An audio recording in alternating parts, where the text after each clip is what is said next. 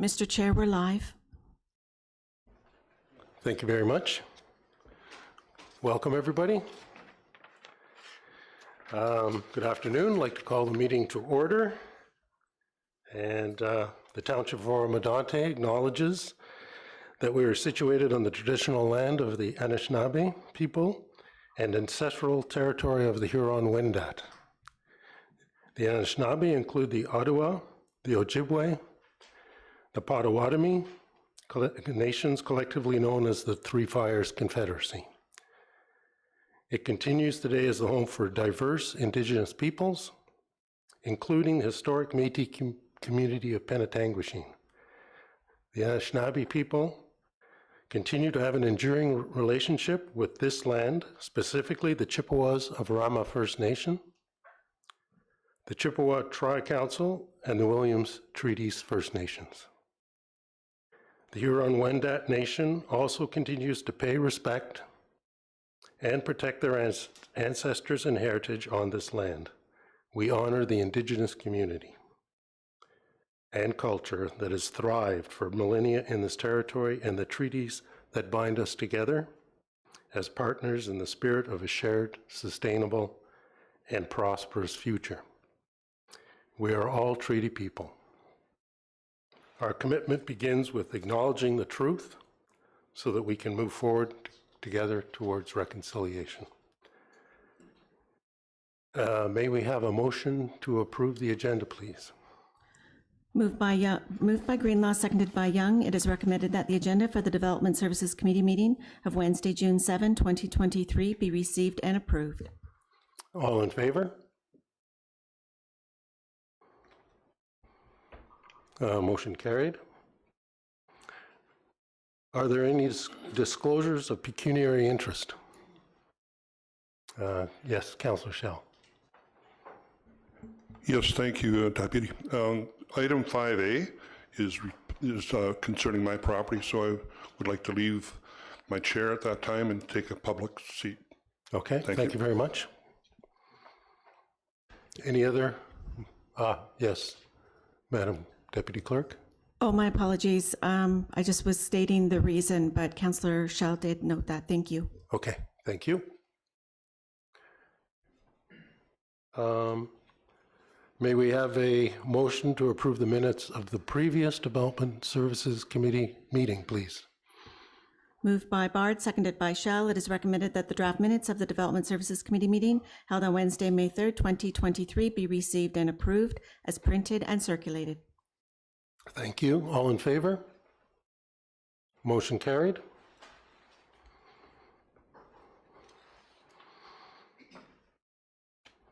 Okay, with that, we will move on to the public meetings session of today's meeting. And the first item, and I believe Councillor Schell will leave the table and become Mr. Schell. Thank you. So we have a notice of receipt of a complete application, notice of particulars and public access, notice of public meeting for proposed amendment to the zoning bylaw of the Township of Oro-Medonte, South Part Lot 15. Prior to that, I'm just going to read the procedures for the process today. So the process today involves both hearings and meetings. This one is a meeting. There will be no decision on this matter today. The procedure utilized for this meeting, each application will be considered separately. The staff will advise of the purpose and effect of the application, provide any relevant information, note any correspondence that has been received to date, and advise of any statement received from the applicant or if the applicant intends to make a presentation.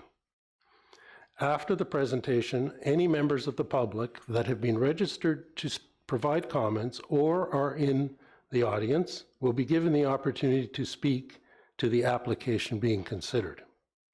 The Deputy Clerk will advise of those that are registered, and finally, staff will confirm if further correspondence has been received during the public meeting or hearing. There will be a separate statement to be read at the start of each scheduled public meeting and hearing. as each is its own judicial process. As said earlier, we have a zoning bylaw amendment application 2023 ZBA 05. Applicant is Richard Schell. The location is 1494 1516 Side Road East. This public meeting is being held in accordance with the provisions of the Planning Act to obtain public comments with respect to the proposed application by Richard Schell on lands municipally known as 1494 1516 Side Road East. Please be advised that this hearing is being digitally recorded for the purposes of creating a public record. Only after comments are received from the public, township staff, and requested agencies will the Development Service Committee make a decision on the proposed application. Madam Deputy Clerk, has there been any correspondence received on this matter? Correspondence from the Township of Oro-Medonte Manager, Development Engineering, May 9, Economic Development Officer, May 18, Enbridge Gas, May 23rd, Township of Oro-Medonte Building Division, May 25, Diana Wells, May 29, Frank Hutchinson, June 1, Paul Sanderson, June 6 and 7, 2 pieces of correspondence. Peter Newman, June 3rd, Jamie Adams, June 4th, Kevin Moore, June 4th, Janet Bumstead, June 7th, Paul and Cynthia Crooks, June 7th, and Eva Pallett, dated June 7th, 2023. Thank you very much. I'll now turn the meeting over to Andy Karaskakis, Senior Planner and Secretary Treasurer, who will explain the purpose and effect of the proposed application and any written statement received from the applicant. Please proceed, Mr. Karaskakis. Excuse me, through you, Mr. Chairman, it's Derek Whitlib. I'll present the application. My apologies, that should have referenced me in the speaking notes. Thank you very much. Let me just begin the slideshow here, and please accept my apologies. There's a monitor setting that's not allowing me to go full screen, so I'll have to view it as is. Correct slide. Okay, so as the chair indicated, this is an application for a zoning bylaw amendment. The property is shown on the location map on the right side of the screen. It's that sort of long L-shaped property that fronts onto 1516 Side Road, just east of Line 11 North. The property is 1494 1516 Side Road. It's in a residential 1 zone. And that's a zoning that corresponds with the official plan designation because the lands are designated in the official plan as a rural settlement area. And the current use of the property is residential and as a bed and breakfast establishment. The purpose and effect of the application in this case is to site specifically amend the residential 1 zone on the lands to add a bed and breakfast establishment to the permitted uses to recognize the use of the lands that's present. So this next slide, next 2 slides actually will be aerial photos of the property. And you can see the property there. It's outlined in red. Again, rather long property in depth, wider at the front, narrower at the back. And the next slide is going to zoom in on the front portion of the property, and you can see the cluster of buildings there, including the dwelling, which is the structure with the red roof, containing both the residential dwelling unit and the bed and breakfast establishment. This slide is just speaks to what I mentioned earlier. The property is outlined in purple dashed lines. This is an excerpt from the township's zoning bylaw map, and it simply illustrates that the lands and the surrounding lots are within the residential 1 zone. This next series of maps are 3 official plan maps: the current township official plan, the township adopted official plan that is pending approval, and the County of Simcoe official plan. All 3 official plans identify the lands as being within a settlement area. And this is just a sketch provided by the applicant to illustrate the arrangement of the dwelling in relation to parking on the property. There is a driveway on the property and a two-car garage just to the east of the dwelling. And they face 15th, 16th side road, and we'll see that as we move through the next series of slides, which is the photos of the property. So these next three photos, I'll go from left to right. On the left-hand side, you can see the subject lands as viewed from 15th, 16th side road. And that photo captures the dwelling containing the dwelling unit and the bed and breakfast establishment. It also, to the right edge of the drawing, captures part of the garage that's on the property. So if we move to the middle photo, we can see the detached garage and parking on the property.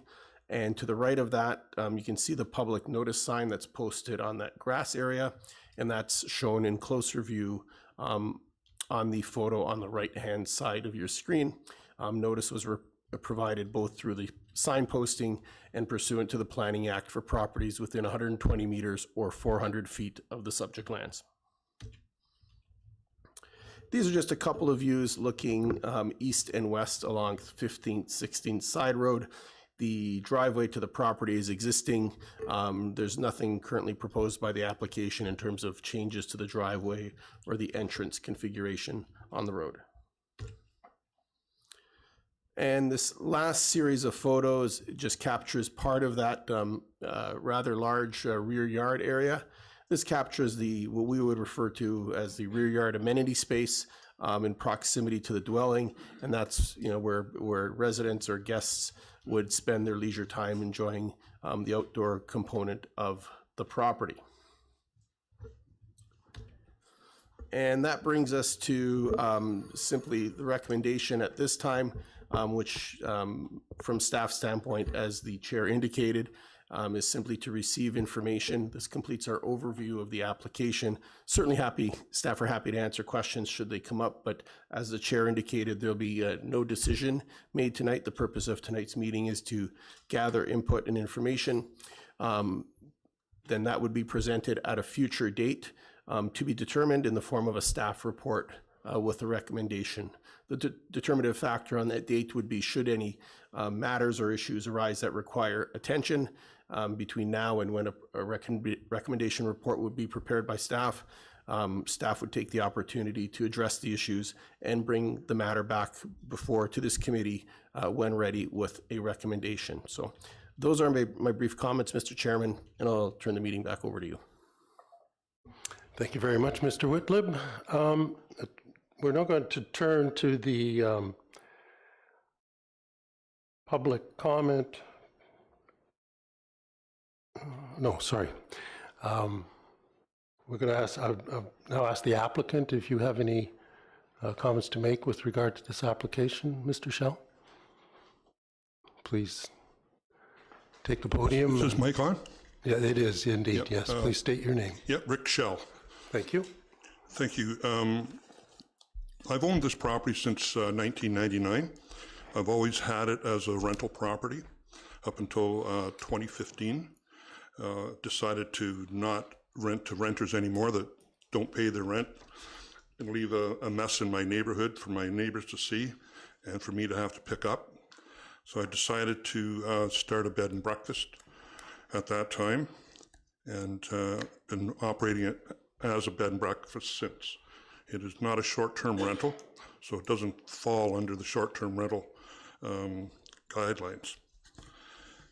I'm looking at some current, the official consolidation, March 2023, page, I'll say page 87, section C1.3.10, bed and breakfast establishments. After reading this, it made me think that maybe I better bring myself up to date here, because this states new bed and breakfast establishments may be permitted by way of an amendment to the implementing zoning bylaw. Well, mine wasn't new in 2018. It was prior to 2018, so it was 2015 that I established this. As long as the use shall not have a negative impact on the enjoyment and privacy of neighboring properties, and adequate parking facilities are available on the lot for the proposed use, and the proposed use will not cause a traffic hazard as a result of its location on a curve or a hill. And the proposed use can be serviced with an appropriate water supply and appropriate means of sewage disposal, which I have. The following page on rural settlement areas, page 98 of the official consolidation, March 2023, says permitted uses. Quite a few of them there.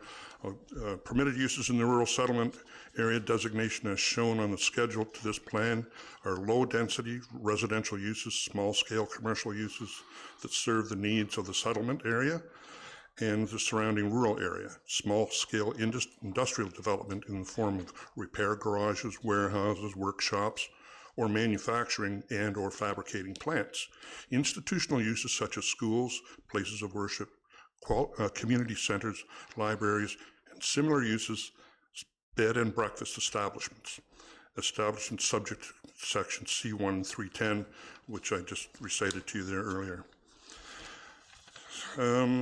And further along, or prior to all of this actually, the Township of Oro official plan, final 29th of September 2022, states bed and breakfast establishment means a type of home occupation in a single detached dwelling in which not more than 3 rooms are offered for rental to the traveling public for overnight accommodation on a temporary basis by the permanent occupant of the dwelling, and in which prepared food may be provided as part of the rental fee. I happen to be the permanent resident of that property. I'm going to go back one more thing. Thank you for your time. I've got in front of me the Ontario Supreme Court of Justice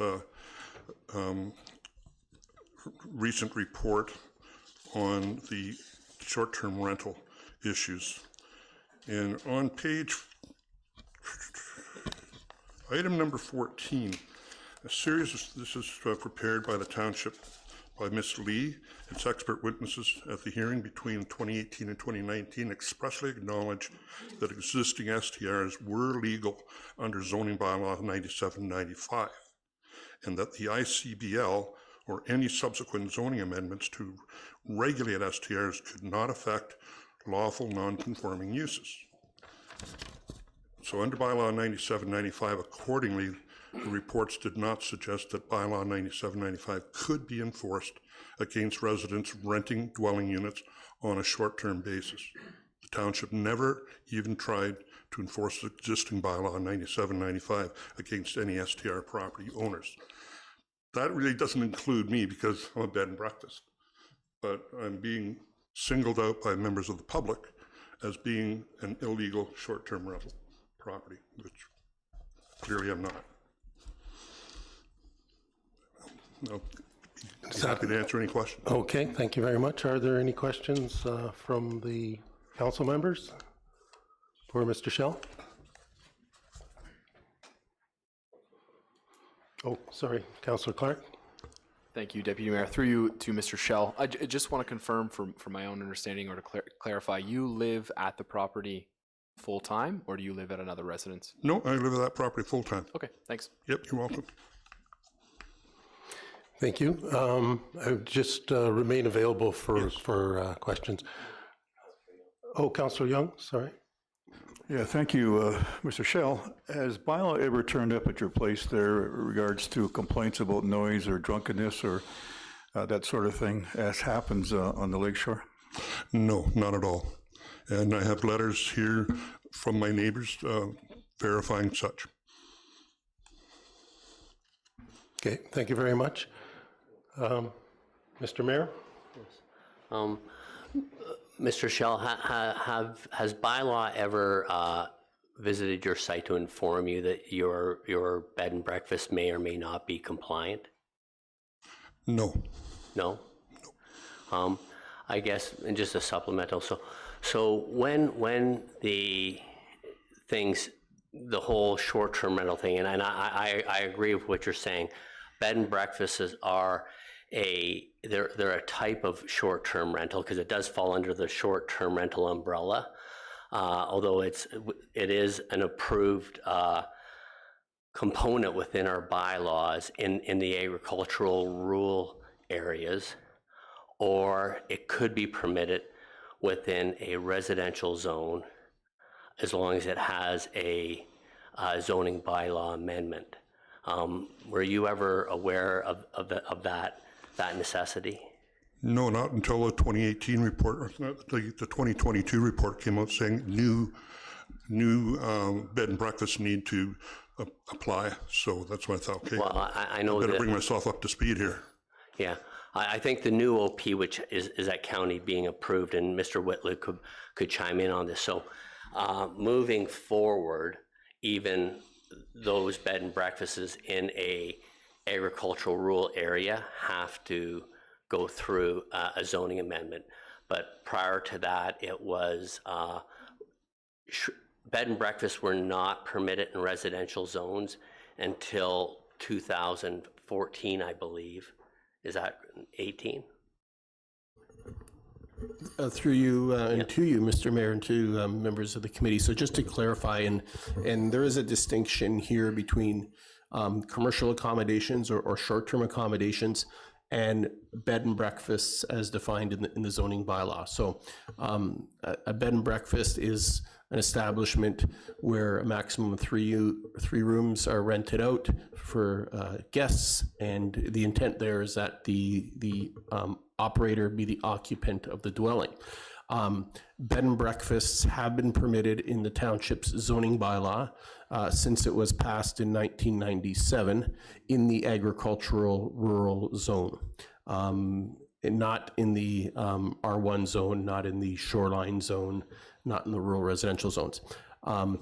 The amendment, Mr. Mayor, that you're referring to, which was 2015, there was a housekeeping amendment to the zoning bylaw, which included an update of the definition of dwelling unit.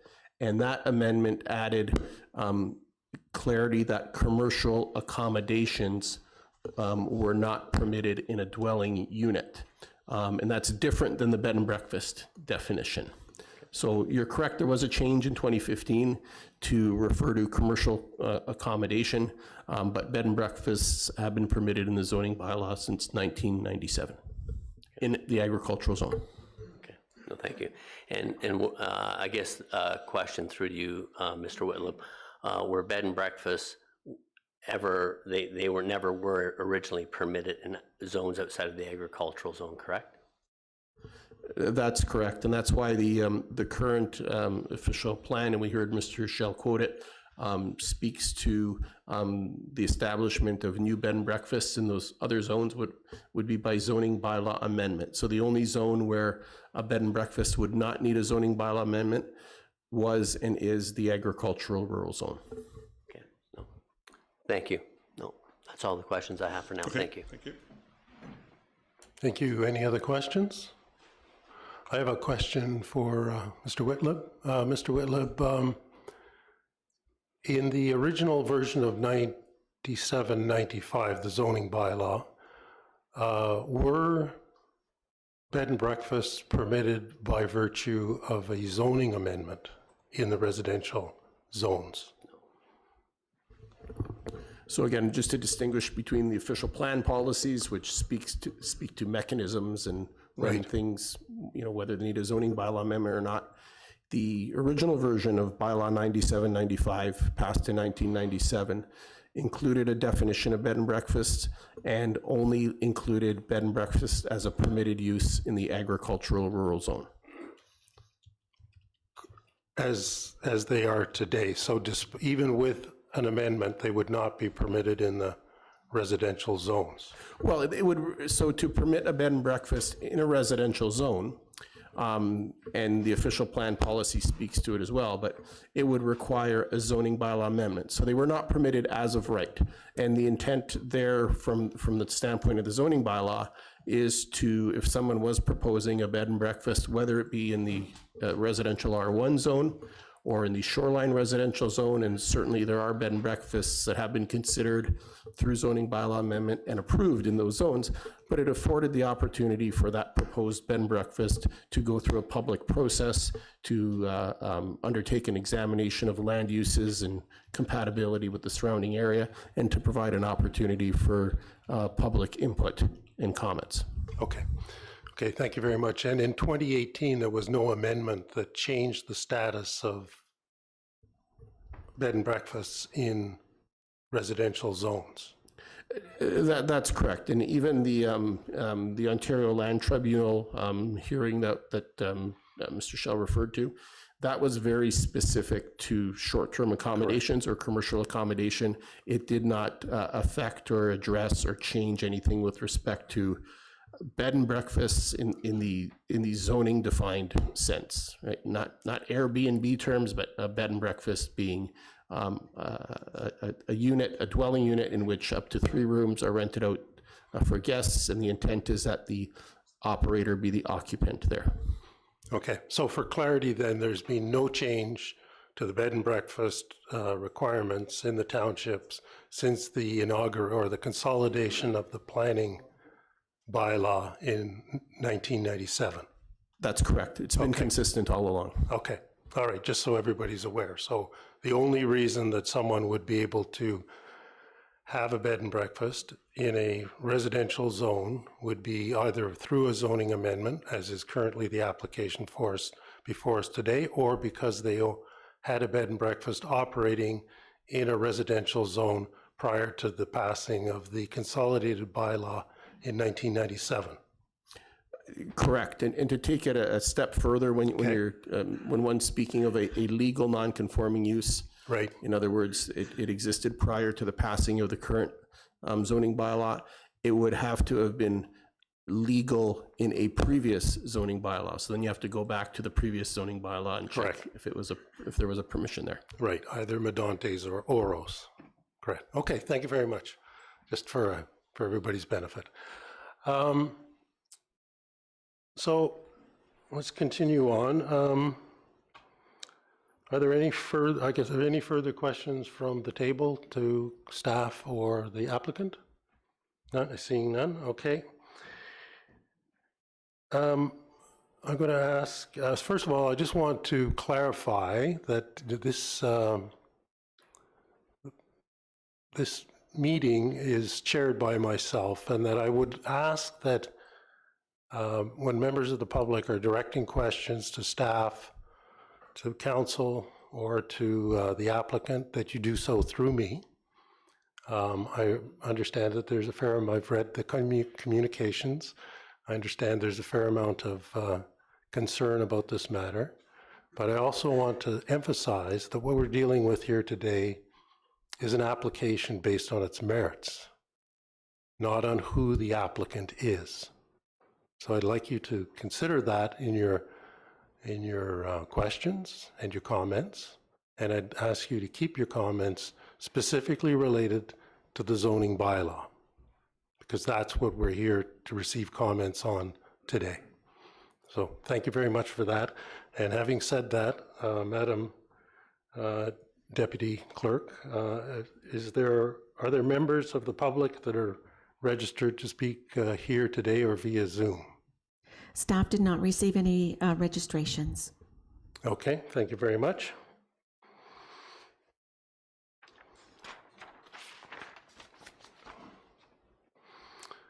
Is there anyone here today from the gallery who would like to speak? I believe that's Ms. McConnell. Please come forward and just state your name. I'm Lillian McConnell, 34 Maplewood Parkway, Oro-Medonte. Mayor and Chair and the rest of Council, I'm opposed to the zoning bylaw amendment for a number of reasons. Oh, and excuse me for a minute, through to Madam Deputy Chair.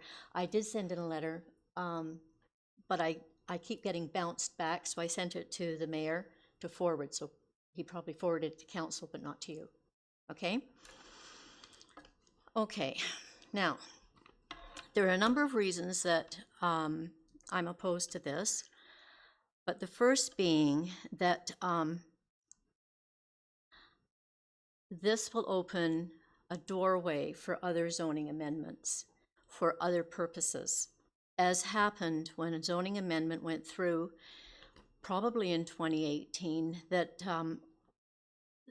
opened up a residential and ended up opening it to two properties, 57A and 57B, on Maplewood Parkway that then became short-term rentals.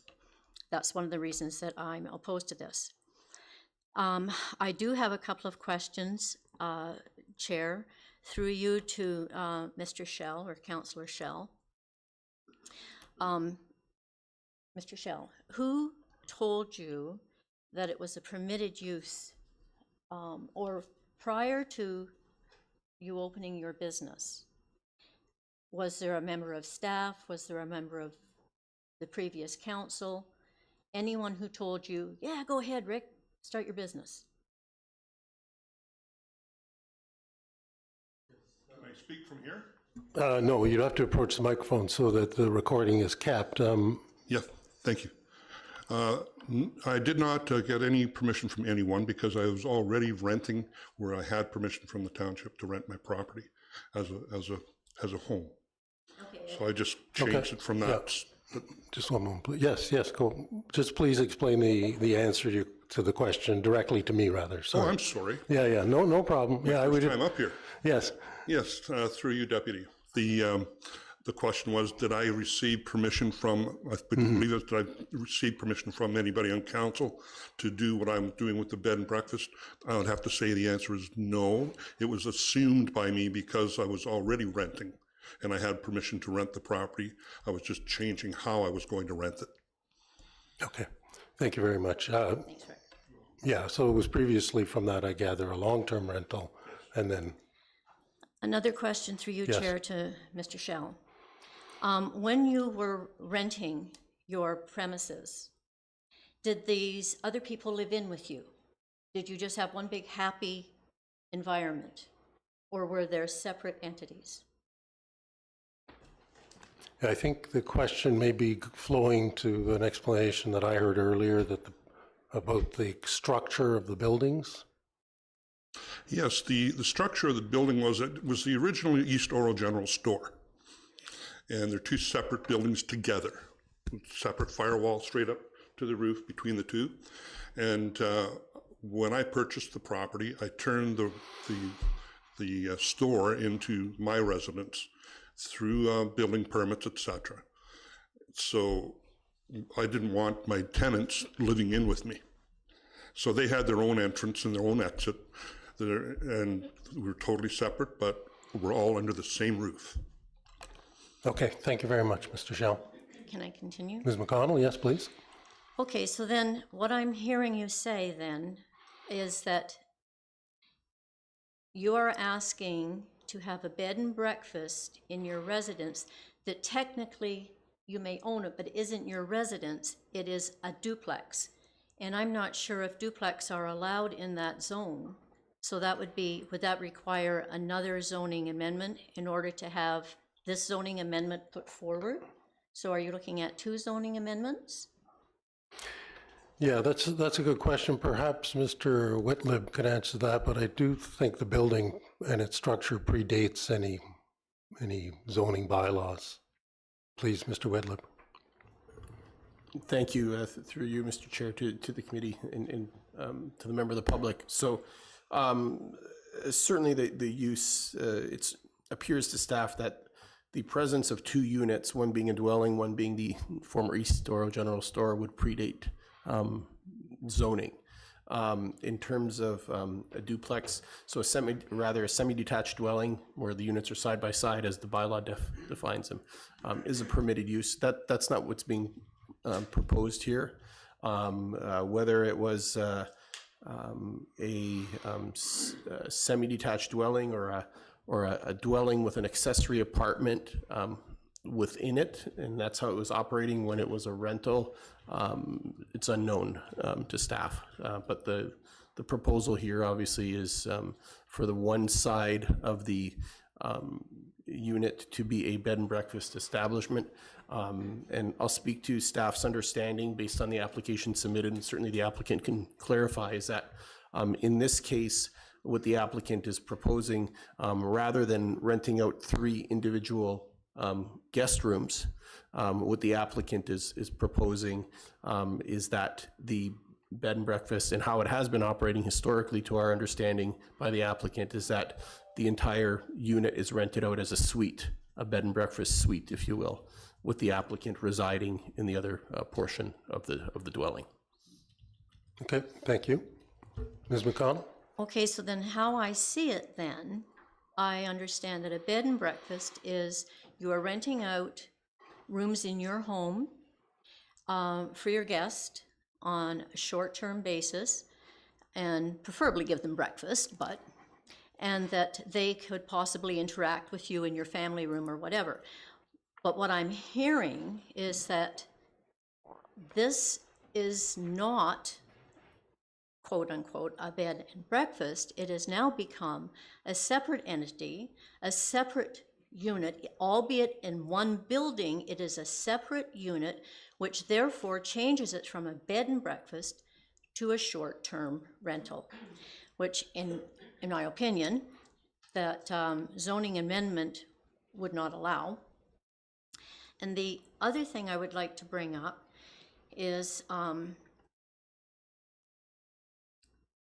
through you to, I never did this when I was on council, I just asked the question. Yes, So yes, I'll I know. We're trying to be a little more formal, particularly with this case. Through you You to appreciate that. Councillor Schell, when you campaigned, you said that you ran a bed and breakfast.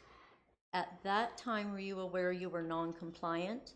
And if you were aware, is that possibly misleading to campaign on that? I don't understand how this would work, because if you say you're a bed and breakfast, but you're not, and you knew you weren't in compliance, that gets muddied. I would like to have that clarified. Yeah, I'm not going to ask the applicant to answer that question. Okay, that's fine. Thank you. I can just assume. One last question, then I'm done. Yes. No. All right, with advertising, we had the gentleman and I had a conversation last week, and I had said that if you advertised on Airbnb or some of the other portals, that puts you in a different category of rental, I think. And then Mr. Schell said that no, he didn't rent on Airbnb, but I was reading the ad, and then the ad went down the next day. So I guess the advertising has changed in the last week. But if you are advertising on the bed and breakfast site and you're not in compliance, does that put you in a whole pile of doo-doo with the bed and breakfast community? So those are questions that kind of all come together with, did you know you were in non-compliance? Who told you to go after a zoning amendment? Because this amendment was used back in 2018, I believe, to get us 2 more short-term rentals. So whoever advised you, I think it's a very, very gray area that we're looking at. We're looking at a zoning amendment that really doesn't fit. It doesn't fit bed and breakfast because they're separate. It doesn't fit with what you're advertising. I just think there's a whole lot of clarification that needs to come before your council and staff before any decision can possibly be made, because as I see it, you have 2 zoning amendments, not 1. Thank you, and thank you, Mr. Schell. Thank you very much, Ms. McConnell, and staff will undertake to utilize your comments, questions, and questions of the applicant in their report. Thank you. Do we have any other members of the gallery who wish to speak? Yes, please. a renowned member of our community. Please step forward and state your name. My name is Liz Kirk, and I just came with a question, and it's to the mayor, the deputy, and to all the new councilors. It's great to have you here, and I just have a quick question to ask. When going on the internet today, one of the first things that flew up on my internet was your bed and breakfast. And one thing I guess I don't quite understand, if I'm sitting here and you're telling me that this is not legal, why am I reading? First of all, a week ago it was on the short-term rental one website, and today it's on a different website, which is to do with a bed and breakfast. If this is illegal, I'm just not sure why it's showing up on that website. That's all. Okay, That's thank my you only very question. much. Thank you. Thank you. Yeah, I think at this point the township hasn't resolved how it's going to handle how such matters on platforms are listed. It's part of another initiative. Let's just put it that way, and it's probably not relevant to the instant application. But thank you very much, Ms. Kirk. Yes, please. Oh, we'd have to clear a path there.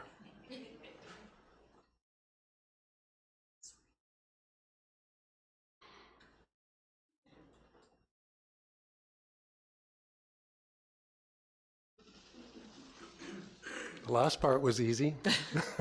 My name is Eva Pellett, and I live at 253 Yes. 8 Mile Point Road. And I just wanted to ask a question through you, Deputy Mayor, to Mr. Schell.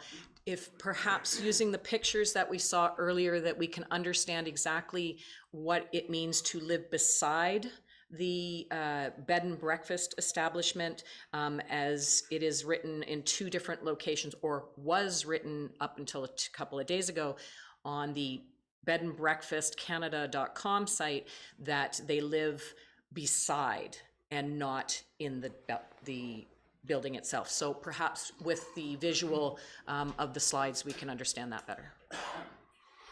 Okay, thank you very much. Appreciate the question. And I think it relates back to the structure issue that we were talking about earlier. But please, Mr. Whitlib, if we could have that picture available, and maybe the applicant, Mr. Schell, can explain it. That's not actually, that might not be the plan view there. Mr. Schell, can you explain what you mean by being beside? And I think this is just the structures. It's the same municipal address. Yes, Deputy Mayor, it is the structure, because the part on the left is the old store. So it's right beside the other structure, because some people want to know whether they're going to have their privacy when they come to stay, as families coming. Right. Which we actually swayed away from doing bed and breakfast for walk-ins, basically, because since COVID, we said no more, we're not having any more than one family unit in our building for our safety of the neighborhood, et cetera. So we would only rent out to, families that are wanting to come for a visit and stay, or they're moving through, or families coming in from Europe and they want to use Oro-Medonte as a home base and then travel out on a daily basis. So that's why we worded it that way. Okay, if I might just ask a follow-up question to that, Mr. Schell. Is there an adjoining passageway between the two structures? No, there's not. Okay, thank you very much. No, that outside borderline you see is the property line. No, excuse me. No, I meant between the old store and the residence. Is there, has the adjoining wall been opened in any way, or is it still sealed between the two original structures? I see. When I purchased it from Mr. Neufeld's estate, they lived in the house, and they had a door coming from the back of the house into the back of the store. I closed that door off and sealed it and drywalled over it completely when I purchased the property. Okay, thank you very much. You're welcome. Thank you. Any further comments? Yes, please. Christina Pontet, 33 Maplewood Parkway. Ms. I Pontet, have here yes. the Tribe Advisor advertisement from today. Last week it was an Airbnb. It's for 10 people, and it advertises and it says that by your, I think it's your wife Sylvia. It says interaction with guests. We live beside, so we're close by, but not with you. So tell us about the site and all that after, no? So I don't think a bed and breakfast is for 10 people especially, that they will come, that you have the use of a kitchen. Here it has all the picture of the kitchen and all that. The bed and breakfast that I have been, and I know everybody is like that, the owner lives in it, and it is for a lot less people. Like, I don't have a problem with a bed and breakfast if it is less people, but I will not want this to be a short-term rental like it was advertised in Airbnb.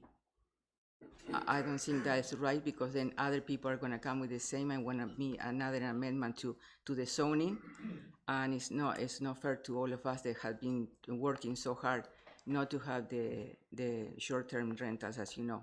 That's what everybody did work. And we have 1,400 people that are against it. So I guess you knew that, and it's too bad because you're representing our area, no? But I don't have a problem with the bed and breakfast, but if you live in it and you offer them the breakfast like this is supposed to be everywhere, and you are there to control, but not outside. Because if you are outside, anybody else can come and do a short-term rental and says, I live next door and operate that. It's not that fair to us. Okay, thank you. Thank you very much, Ms. Pontet. Yes, please, sir. Good evening, everyone. I want to welcome everybody, by the way. Congratulations, Mr. Mayor. My name is Tim Crooks. I live downtown East Oro, also known as Crooks Corners. I'm 7 generations in East Oro. And I know Mr. Shell, and I'm all for whatever he wants. I say he's a great caretaker. He's a wonderful neighbor.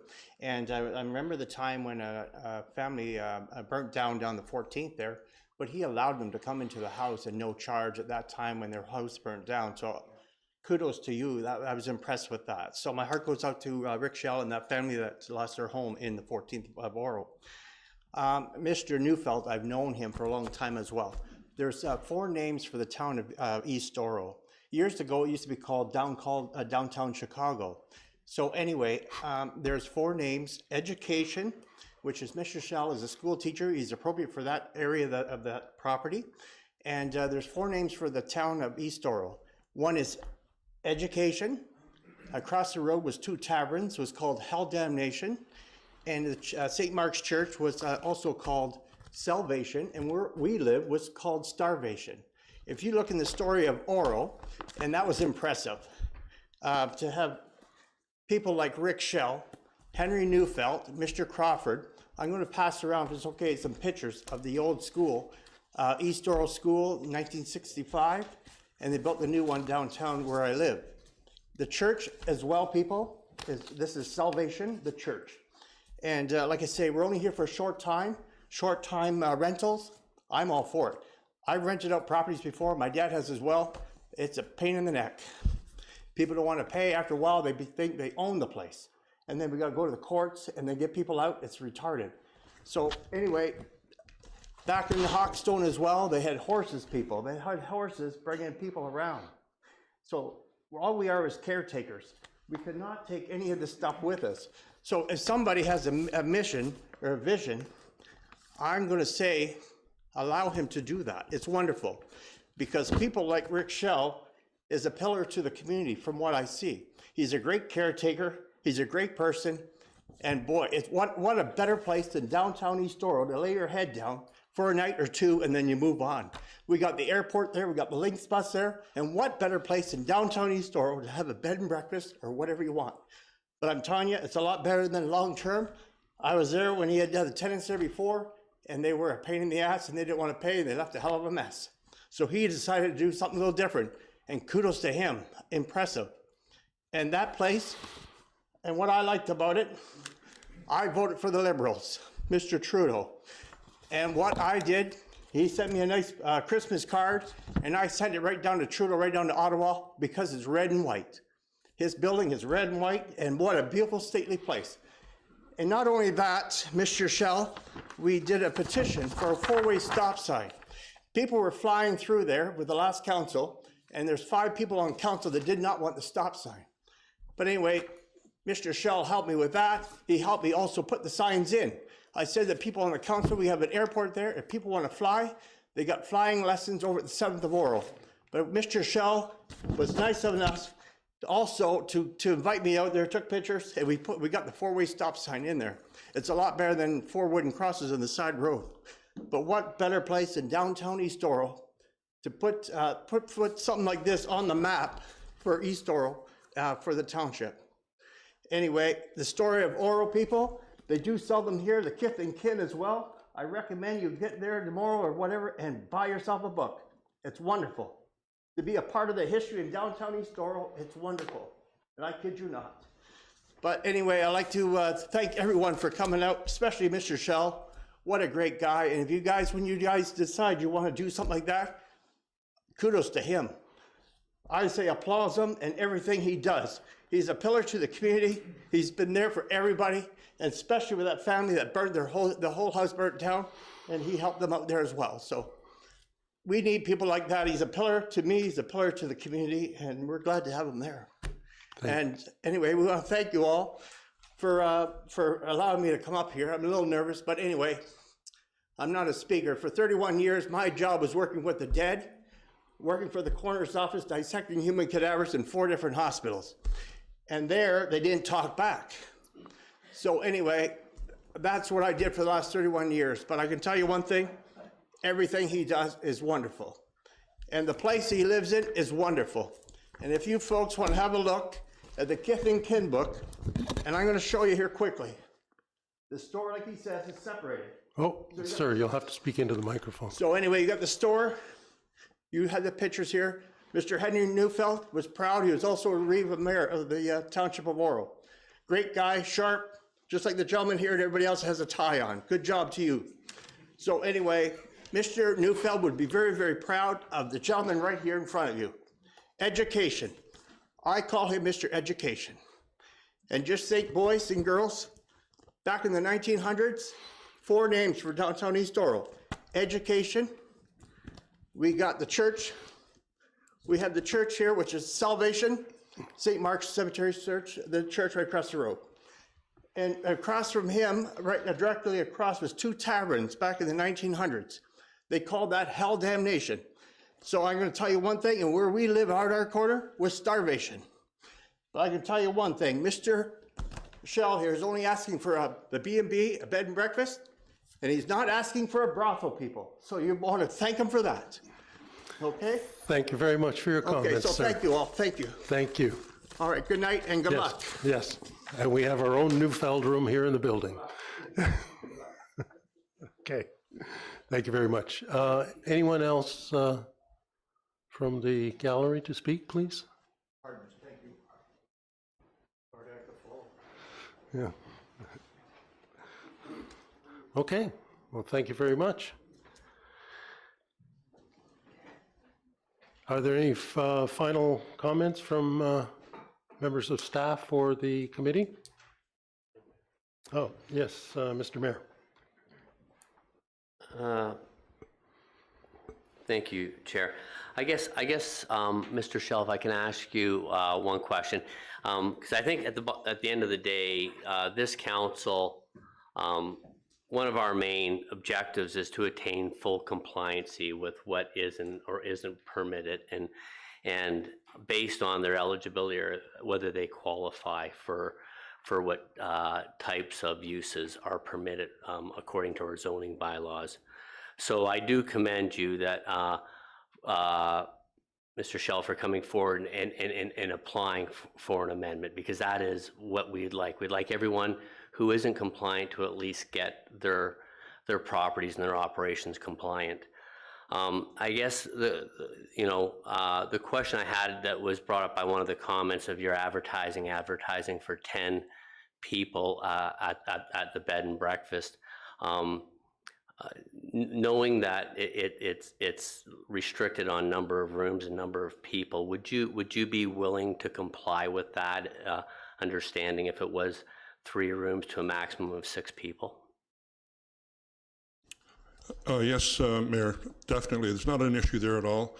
I think the reason that got put into one of the ads was that because we can sleep 6 people comfortably, 2 in each bedroom. The house is big enough. We've had a couple of requests at times for people traveling with small kids, and we provide them with an air bed for that purpose. But if the limit's going to be 6, including kids, not a problem. Yep. Thank you. And I just, more as a little bit of commentary, I think at the end of the day, we don't want to convolute the generic terms of short-term rental, bed and breakfast. It's temporary accommodations, and a bed and breakfast is a permitted is a permitted use in the township. Although it does have to go through the process of being properly vetted, and conditions will be stipulated as to what their limitations are. So I do thank you, Mr. Schell, for realizing that it may not be compliant at this time, but you're doing what you can in order to make it compliant. Thank you very much, Mr. Mayor. Any further comment? Seeing none, I'll close this meeting portion. So the committee wishes to thank all of those of you for your participation. This is an important process. We've had a lot of participation and we like it. Through either your submission of written comments or oral comments. And we will consider what we've heard today, and staff will consider what we've heard today. A copy of the decision, and there won't be one, but when there is one is made, will be mailed to the applicant, agent, and anyone who has submitted written comments or provided oral comments during the hearing in regards to this application. And there's a book in the back corner there in case you didn't write in and you were here and you want to have a decision mailed out to you. So if you haven't notified us, otherwise please record your name there and address. Thank you very much.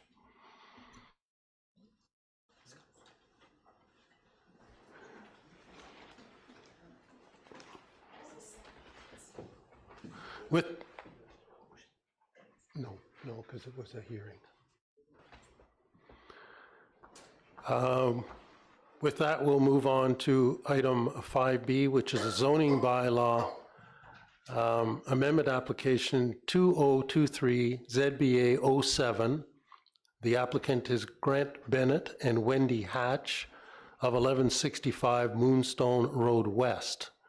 This public meeting is being held in accordance with the provisions of the Planning Act to obtain public comments with respect to the proposed application by Grant Bennett and Wendy Hatch on lands municipally known as 1165 Moonstone Road West.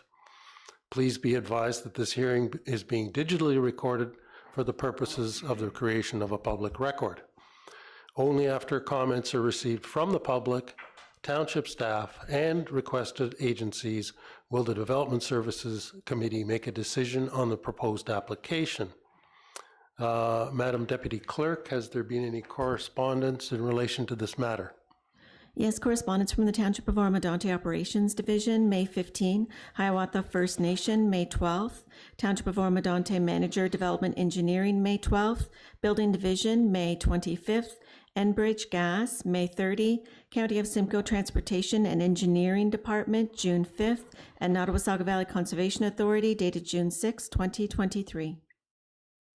Thank you very much. I'll now turn the meeting over to Danielle Waters, planner, who will explain the purpose and effect of the proposed application and any written statement received from the applicant. Ms. Waters, please.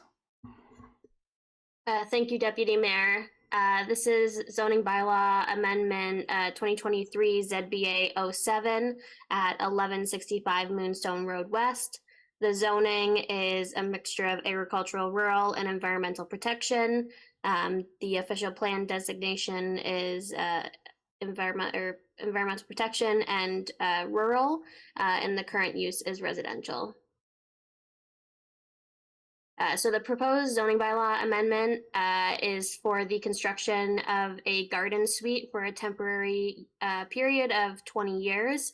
Additionally, there is the setback from the environmental protection zone, which won't be met as it will be less than the 30 meters. So that is also involved with this amendment. Next slide. Here we can see the aerial photo of the property, the dwelling, and the proposed garden suite will be to the north corner of the property. Next slide. And the zoning, so agricultural, rural, and environmental protection. Next slide. And then the different official plans. So the current township official plan with a mixture of rural and environmental protection. And then the adopted official plan, which will change it to Greenlands, which will correspond with the county official plan of Greenlands. Next slide. Here we can see the applicant's site plan. It's a little fuzzy in black and white, but in kind of the bottom left-hand corner there is the driveway coming in, and then the driveway will turn kind of up towards the top of the property, and the first rectangular structure there is the proposed garden suite. After that is there's an existing garage and the existing dwelling. All of this will be a little bit more clear when we take you through the site photos. There is a line that kind of goes right through that existing garage. So that's the environmental protection line, just to show, kind of the development of the property and where that environmental protection line is, and that reduced 30-meter setback. Next slide. Here we have some simple elevation drawings of the proposed suite that may be constructed. Next slide. So looking east and west on Moonstone, as well as having the zoning bylaw amendment sign posted. Next slide. So the photo on the left there is the subject lands from Moonstone inwards.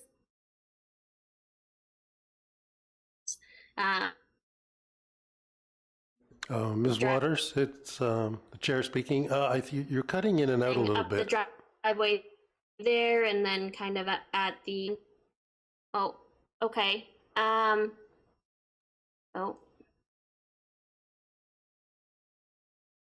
Can you hear me right now? Is that any better? Yes, it does seem better right now. Okay.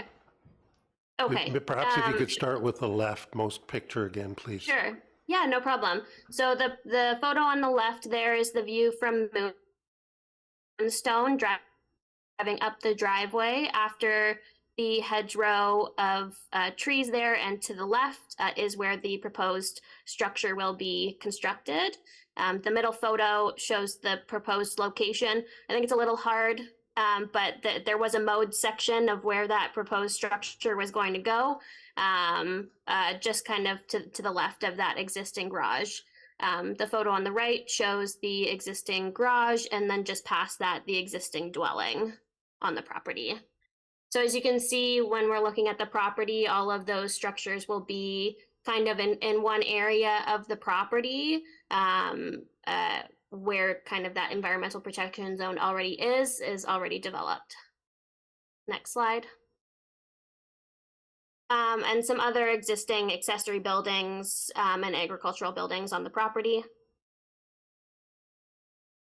So township staff have recommended approval for the application, and are looking to bring forward a temporary bylaw as well as an agreement for that. And I'm here to answer any questions. Thank you very much, Ms. Waters.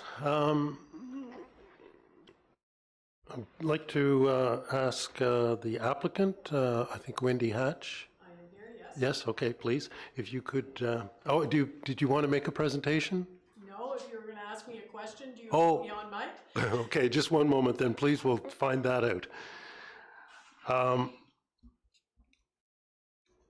Okay, so do any of the committee members have any questions of the staff or applicant? Yes, sir, Councillor Young. Through you, Deputy, to Danielle, what does the EP land consist of? Is it water, is it depression, is it trees? I believe that if Derek, if we can go back to maybe like the aerial photo at the beginning, it appears that there's kind of like a water course of some sort throughout the property, and I assume that that would be what is that the environmental protection is covering. I did receive comments from NVCA that state they have no objection. However, a permit will be required. Okay, and a supplemental, please, Councillor Thank Young. you, Deputy. Just one general question, perhaps, to Director Whitlib. Why 20 years? There was a limitation of 20 years, or at least an extension of 20 years. Why is that there? Yeah, thank you, Councillor Young, through the chair to you and to the committee. So 20 years is a specific maximum time period for a garden suite prescribed under the Planning Act. So it can be for a period of up to 20 years. They're intended to be temporary modular units that are removable from the site, and they're usually proposed typically to accommodate a family situation. As the common example is would be an aging relative that is able to live independently but requires close proximity and would benefit from that. So the 20 years comes directly from the Planning Act as the maximum period allowed. It can be renewed, but that's the maximum. Thank you. Thank you very much. I believe Mr. Mayor. Thank you, Deputy Mayor Lavoie. I'm just trying to, like 30 meters is the setback from EP. What is the actual setback they're asking for it to be within?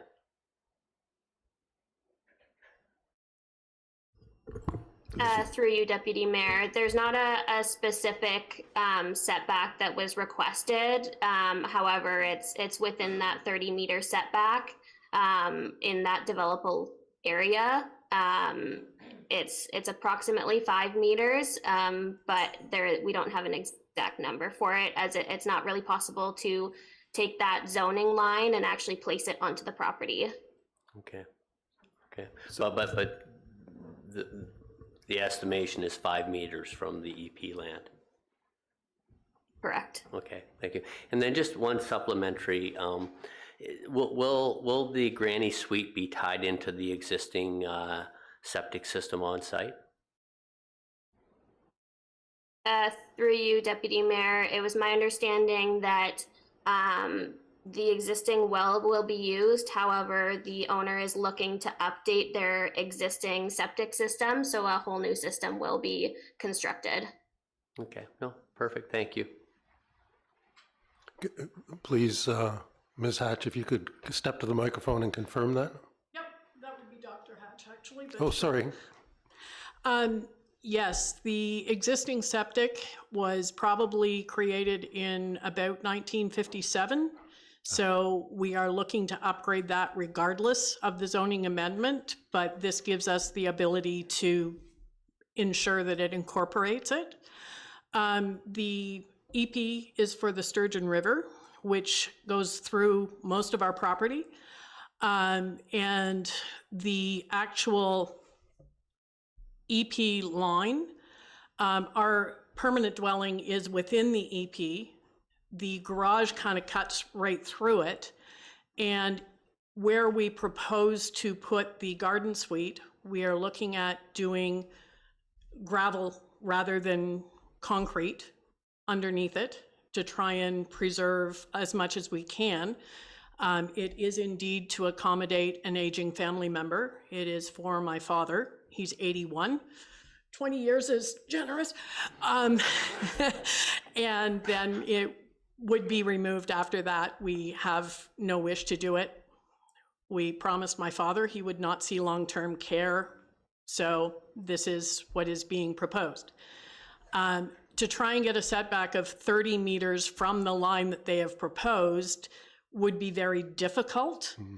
However, I'm not sure whether Ms. Waters would agree. We are not doing anything that really is going to affect the drainage or anything into that area.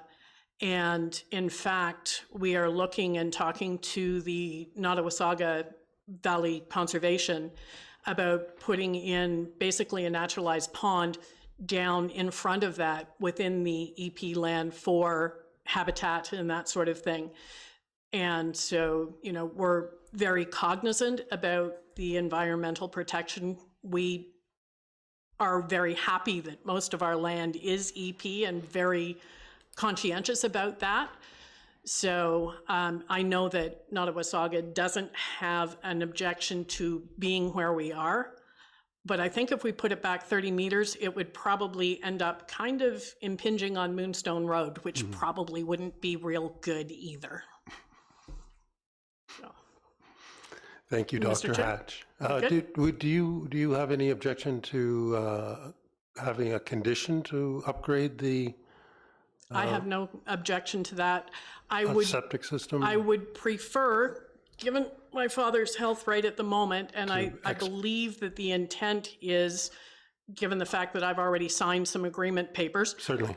that the agreement or the intention is to get the approval today so that we can start getting the garden suite built, which would be really good. Yes.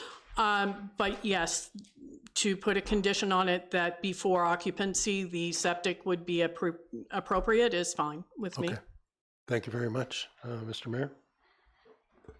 Thank you very much for bringing clarity to the, and I commend you on taking care of your parents at home.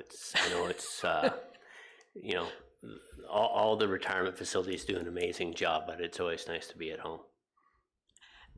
I am fairly adamant that he doesn't do that. He's very independent. He's still living on his own, and we're going to try and make sure that that can be the case. Any further things from me, Mr. Chair? No, thank you very much, and kudos to you. Thank you.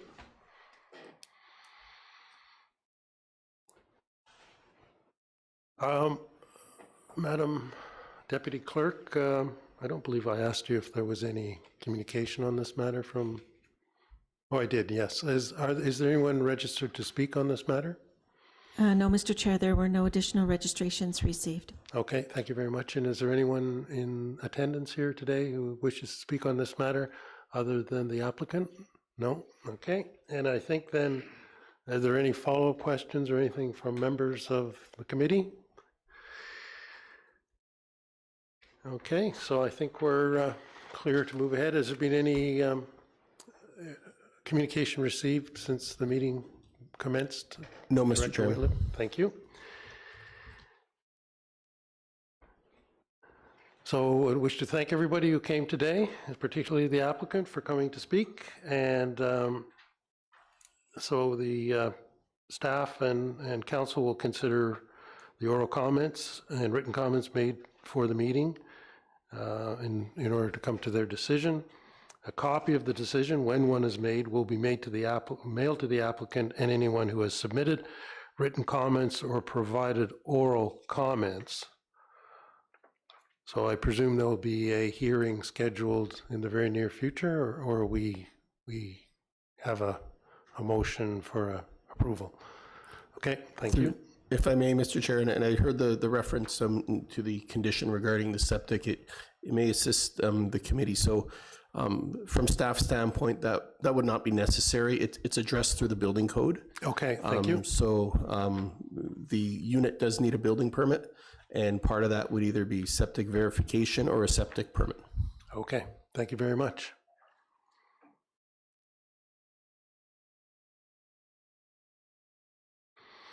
Okay, so with that, we're okay to move on to item 5C. Thank you, Madam Deputy Clerk. Item 5C is an zoning bylaw amendment and consent applications 2023 ZBA 10, 2023 B09 and 2023 B10. And the applicant is Eric Dykstra. And the properties are 112 Lakeshore Road West and 35 Shellswell Boulevard. This public meeting is being held in accordance with the provisions of the Planning Act to obtain public comment with respect to the proposed applications by Eric Dykstra on lands municipally known as 112 Lakeshore Road West and 35 Shellswell Boulevard. Please be advised that this hearing is being digitally recorded for the purposes of the creation of a public record. Only after comments are received from the public, township staff, and requested agencies will the Development Service Committee make a decision on the proposed application. Madam Deputy Clerk, has there been any correspondence received on this matter? Correspondence received from the Township of Oro-Medonte Building Division, May 24, Manager of Development Engineering, May 12th, Operations Division, May 15th, and Enbridge Gas, dated June 2nd, 2023. Thank you very much. I'll now turn the meeting over to Catherine McCarroll, Intermediate Planner, who will explain the purpose and effect of the proposed applications and any written statement received from the applicant. Ms. McCarroll, please. Thank you, Deputy Mayor Lavoie. So the subject property actually has two addresses, which is 112 Lakeshore Road West and 35 Shellswell Boulevard. The property is zoned local industrial, and it's designated shoreline in both the existing official plan and the adopted official plan. And the current use of the property is residential. Next slide. So the purpose of the proposed zoning bylaw amendment is to rezone the lands from the light industrial zone to the residential 1 exception zone and the shoreline residential exception zone to permit the creation of 2 new residential lots. Next slide. So the purpose of consent application 2023 B09 is for the creation of a new residential lot.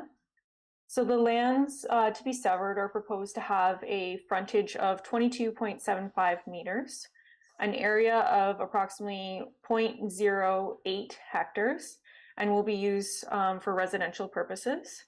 And then the lands to be retained would have a frontage of approximately 45.72 meters, an area of approximately 0.3 hectares, and will also be used for continued residential use. Next slide. So very similar table, the exact same numbers actually, because the second consent application, which is 2022 B10, is for the second residential lot. And the 2 separate lots are proposed to have the exact same dimensions, both frontage, depth, and area. So I'm not going to go through all those numbers again. Next slide. So this is an aerial photo of the property. So the property is located immediately adjacent Shellswell Park, which you can see on the west side. The subject lands do have frontages on both Shellswell Boulevard, which is to the north, and Lakeshore Road West, which is to the south. And in the aerial imagery, you can see the dwelling, which is located on the bottom half of the lot. Just to the north of that, there's a swimming pool, and then to the north of that is a steel building that will be demolished to accommodate the new residential lot. And then there's also 2 detached accessory buildings that are on the west side of the lot, but you just can't see them with all the trees. Next slide. So this is a zoning map, which shows the property, which is in purple, which is zoned local industrial. And as you can see on the map, it's the only property that has that zoning. Next slide. So these maps show the official plan designations. So the first 2 maps show that the property is designated shoreline in both the existing and adopted township official plan. And then the map on the right-hand side is the county official plan, which shows that the property is designated rural. Next slide. So this is the applicant's zoning sketch. So there are 2 proposed lots along Shellswell Boulevard, which are proposed to be zoned residential 1 with an exception. And the exception would be to recognize the reduced lot areas and the reduced lot frontages. And you can make out there the adjacent properties and the properties on the other side of Shellswell Boulevard. They're also zoned residential 1, so that zoning would match the other properties along Sheswell Boulevard. And then the retained lot, which is on the south side of the property, is along Lakeshore Road West, and it's proposed to be rezoned shoreline residential, also with an exception. Now, in this case, the exception would be to address the non-complying shed. It currently does not meet the minimum required interior side yard setback. And then once the 2 new lots are created, it also won't comply with the new rear yard setback. So as you can see on this map, the other adjacent properties along Lakeshore Road are also zoned shoreline residential, so that zoning will be consistent with the other residential lots on Lakeshore. Next slide. So this is the applicant's consent sketch. So the 2 lots that are proposed to be severed are marked in pink at the top. And then the lot that's proposed to be retained is in green on the bottom. So you can see there's where the large steel building is on the north end. That's the building that's proposed to be removed to accommodate lot number 2. And then the shed that I was referring to that's non-complying is the one that's on the top left-hand corner of the lands to be retained. Next slide. So these are the views looking both northeast and southwest along Lakeshore Road West. Next slide. And these are the views looking both northeast and southwest along Sheswell Boulevard. Next slide. So these are the public notice signs that were posted. The one on the left is along Sheswell Boulevard, and the one on the right is along Lakeshore Road West. Next slide. So these are photos of the lands proposed to be retained. The existing single detached dwelling is on the right-hand side, and the existing detached accessory building is on the left-hand side. Next slide. So the photo on the left shows another detached accessory building on the lands to be retained. And this is a shed that doesn't comply with the minimum required interior side yard setback. And it also won't comply with the new proposed rear yard setback. And then the structure on the right-hand side, that's the detached accessory building on the lands proposed to be severed, and it's the structure that's going to be removed to accommodate the new lot. Next slide. So the photo on the left shows the proposed lot number 1 to be severed, and then the photo on the right shows the proposed lot number 2 to be severed. Next slide. So these photos show the existing vegetation that are along both the east and west interior side lot lines, and they'll help screen the proposed residential uses from the neighboring properties. Next slide. So this concludes my presentation. There will be no decision made at tonight's meeting because the purpose was simply to receive comments. And I will bring a report back at a future meeting once I've received all the comments from all the departments and agencies, and once I've completed my planning analysis. But I'm available if there are any questions. Thank you. Thank you very much, Ms. McCarroll. I'd now like to ask the agent, Miriam Vasny, who is registered to speak to the application, if she wishes to provide any comment or indicate anything further to be added to the staff presentation. Ms. Vasny, thank you very much. Thank you. Good evening. My name is Miriam Vasny. I'm a land use planner, and I'm representing Eric Dykstra on these applications. So the purpose of this public meeting is to seek public input on the 2 consent applications and the zoning bylaw amendment application on the lands described municipally as 35 Shelswell Boulevard and 112 Lakeshore Road West. I did try to find out why this particular property has 2 addresses. Nobody knows. And depending on where you look, if you look on Simcoe County GIS mapping, you might get a hit with 112 Lakeshore West, or you might get a hit with Shelswell, but Mr. Dykstra does receive only 1 tax bill. So we're here for the 2 consent applications, which will create 2 new residential lots and 1 retained lot. The proposed 2 new lots will be serviced with municipal water that runs along Shellswell and a private sewer system, a septic system. The retained parcel has existing private servicing. So the zoning bylaw amendment application is twofold: to establish a new minimum lot frontage and lot area for the 2 proposed lots, and also to recognize the existing shed that Catherine spoke of on what would be the retained parcel. Next slide, please. So this is an aerial view taken off the Simcoe County GIS mapping system. The red outline and the dot on it is the subject property, which abuts Shellswell Park to the west. And as you can see, the property is the largest property in the immediate area of any of the residential lots. Next slide, please. This slide shows the existing conditions on the lot. It is a little dark. However, it does show the existing dwelling and the location of the existing septic system and well for this existing dwelling, the pool, the 2-car detached garage, and also that small frame shed on what would be the retained parcel. The large steel building is the building that will be removed. Next slide, please. So this is just a repeat of one of the slides that Catherine had up on the screen. So it identifies the 2 new lots and the retained lot and the existing structures and buildings on the proposed retained parcel. Next slide, please. So I can get there.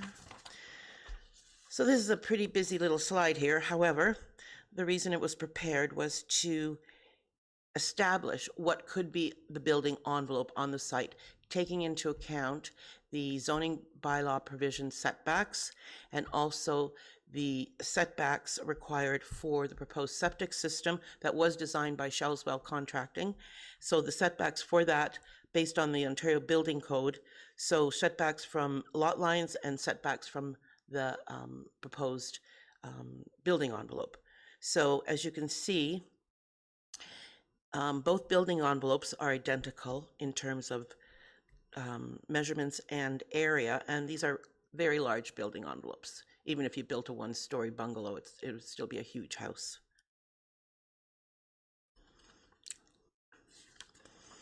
Next slide, please. Again, this is a repeat of the zoning proposed, so to recognize the lot area and frontages of the proposed new lots, and also to recognize the setbacks of that existing shed on the proposed retained parcel. Next slide. So in conclusion, both the provincial policy statement and the County of Simcoe and Oro-Medonte official plans do promote efficient use of land and support development of a healthy and complete communities. The proposed development conforms to the goals and objectives of these documents. The development provides for an efficient use of an underutilized parcel of land and existing infrastructure, which is the existing municipal water line and also the road system. The development is appropriate for the site and is adequately justified by policy conformity, the market demands, and functionality, and the development is consistent with the form, function, and character of the surrounding area. So the applications do conform to the documents reviewed, which were the provincial policy statement, to the growth plan, both county and Oro-Medonte official plans, and the provisions of the Oro-Medonte zoning bylaw as proposed to be amended. And I believe the proposed applications have merit, are in the public interest, and do constitute good planning. That's it. Here if you have any questions, and Mr. Dykstra is also in the audience should you have any questions for him. Thank you very much, Ms. Vesey. Do we have any questions? Councillor Young. Thank you, Deputy Mayor. Perhaps a question to planning, Ms. McCarroll there. What is the minimum frontage allowed currently? I see that it's a couple of the narrowest properties on the street there. What is the minimum distance frontage? Through you, Deputy Mayor Lavoie, to Councillor Young, it's 30 meters. And they're proposing, I'm not sure if you can go back to either one of those tables on the PowerPoint presentation. It's 22 point, 1 second, I'll find it. 22.75 meters frontage for both severed lots. Okay, thank you. Has there been any objection from the neighbors to date that we know of? Through you, Deputy Mayor Lavoie, to Councillor Young. No, I have not received any objections so far from any neighbors. Okay, thank you. Thank you, Councillor Young. Councillor Hutchison, and then Mayor Greenlaw. Thank you. Through you, Deputy Mayor Lavoie, I see that it's zoned light industrial and there is this large building on the property. Could you describe perhaps if there was an industry or a business operating on this property at any time and what it was? Yes, through you, Deputy Mayor. It's my understanding from Mr. Dykstra, and I believe he has garnered some of this information from the neighbor on the east side of this building. There was a robotics, I don't even know what to call it, workshop or something for students. They would come and whatever they did with that, I have no idea. And at some point in time, there was someone in there that made lures for fishing. That's as far back as we can determine what was there. Okay, thank you very much. So there were no transformers living in there? Don't know. No. Maybe there still are. Maybe there still are, that's right. Mr. Mayor. Yeah, thank you, Deputy. I guess looking at the two severed lots, could you, where's the septic on that? I'm looking for the size of the house, which is only a proposed square footage, but where's the septic? Is it in the rear? Excuse me, through you, Deputy Mayor, to the mayor. Are you referring to the two new lots we're proposing? Correct, yeah. Yes, the septic would be at the rear, and if you can bring up my slide that had the building envelopes, you'll see the septic system drawn out at the rear of the building envelopes.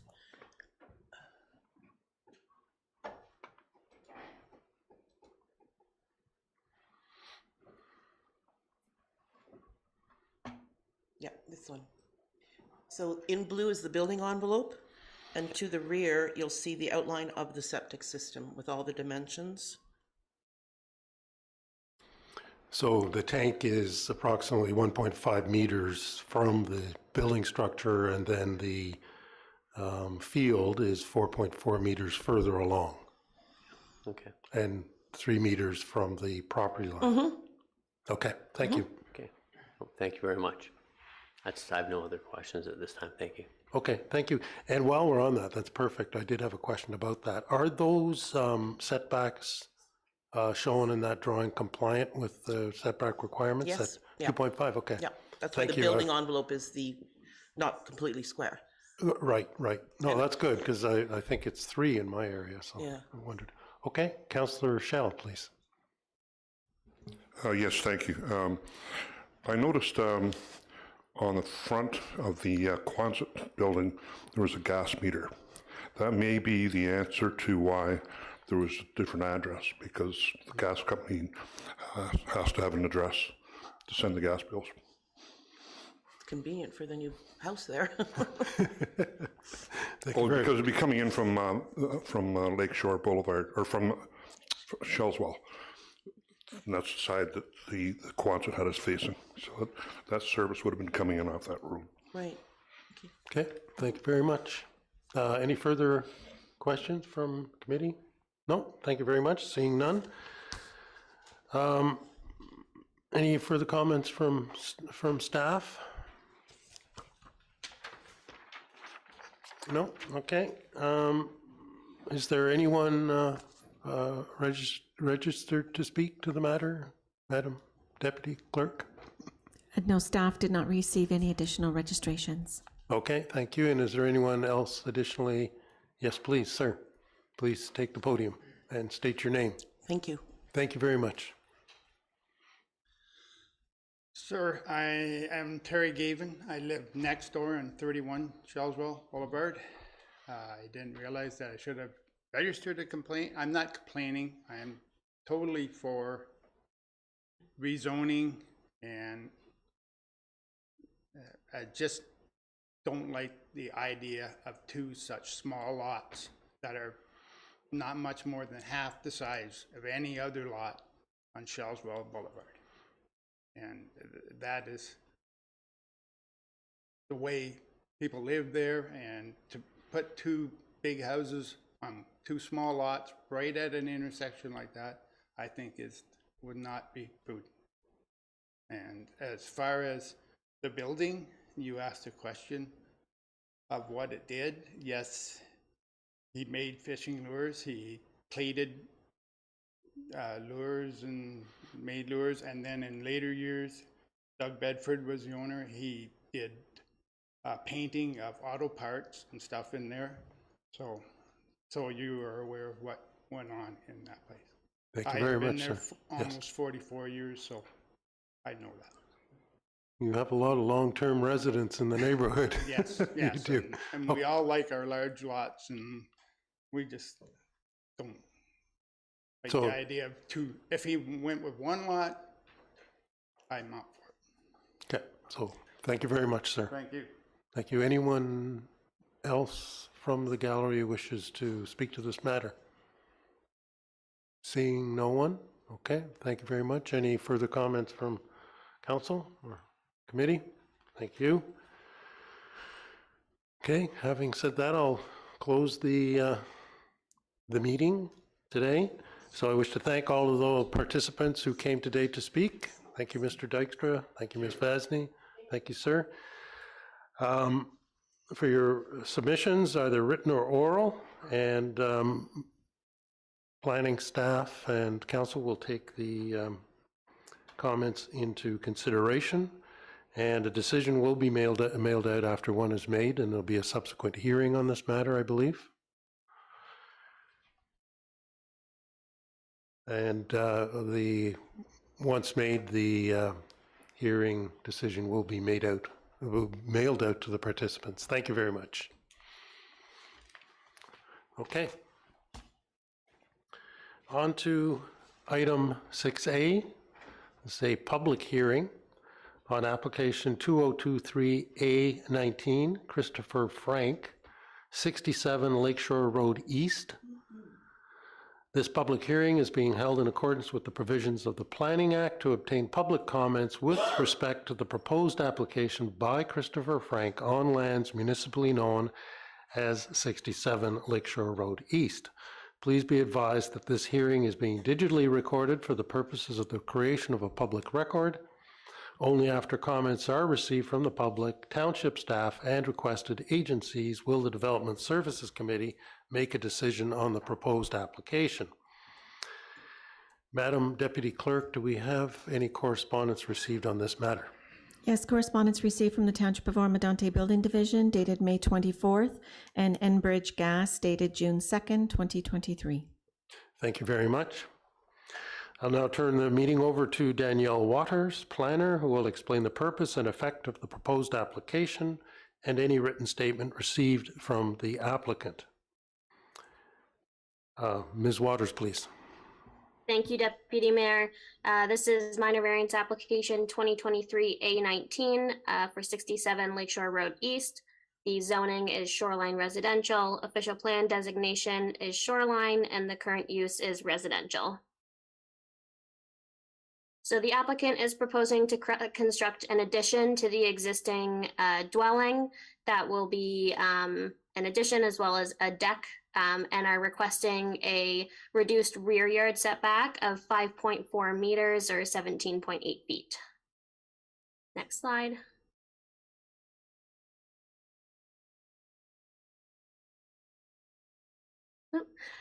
So here we, whoops. Here's the aerial photo of the property. There's a bit of trees on there, so you can't totally tell what is on the property, but on the kind of left-hand side, there is a detached garage, and then the dwelling is kind of more to the bottom right-hand side of the property there. Next slide. The current zoning of the property, shoreline residential. Next slide. The official plans, so shoreline in the current and adopted township official plan, and rural in the county. Next slide. So here we can see the applicant's site plan with just that red arrow there pointing to the rear yard minor variance. When we get to the site photos, you'll see that there's a significant amount of vegetation around the rear yard, and there is still able to kind of walk around the property and utilize the property with that addition. Next slide. And the elevation drawings for the applicant. Next slide. And east and west on Lakeshore, as well as the posting of the sign.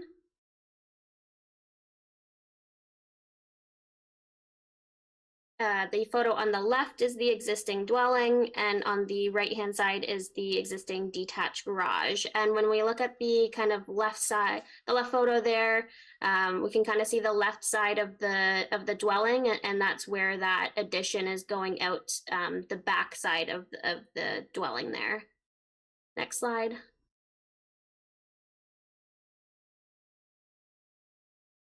And some photos from the rear yard. With where the addition will be going out the back there, and showing as well, the mature vegetation around the back there. Next slide. So staff have recommended approval for the application, and I'm here to answer any questions that you may have. Thank you very much, Ms. Waters. I'll now ask the applicant, Christopher Frank, who is registered to speak to the application, if he has any further comment based on the presentation by staff.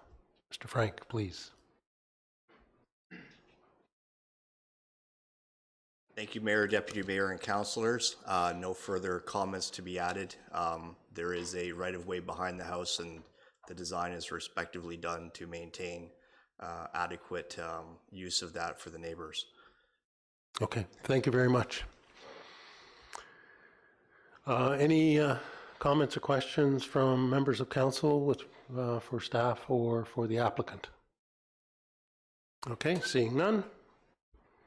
Anyone from the public registered to speak, Madam Deputy Clerk? No, Mr. Chair, there were no additional registrations received. Thank you very much. And is there anyone present in the gallery wishing to speak to this matter? Seeing none. Any further communications received during the course of the meeting? There were none, Mr. Chairman. Thank you very much, Mr. Whitlib. Any final comments or questions from staff or committee members? Seeing none. May we please hear a motion, Madam Deputy Clerk? Moved by Hutchinson, seconded by Clark. It is recommended, one, that DS 2023-49 Danielle Waters, Planner minor variance application 2023-A19, Christopher Frank, 67 Lakeshore Road East be received and adopted. 2, that minor variance application 2023-A19, specifically to permit the construction of a single detached dwelling addition and deck with a reduced rear yard of 5.4 meters, 17.8 feet, on lands municipally known as 67 Lakeshore Road East be approved, subject to the conditions as outlined in DS 2023-049. 3, that the applicant be advised of the committee's decision under the Secretary-Treasurer's signature. Thank you very much. All those in favor? The motion is carried. This completes the application process and closes the hearing. Committee wishes to thank all those in attendance for your participation. Thank you very much, Mr. Frank. I'll see you in the neighborhood. A copy of the decision will be mailed to the applicant, agent, and anyone who has submitted written comments or provided oral comments during the hearing in regards to the application.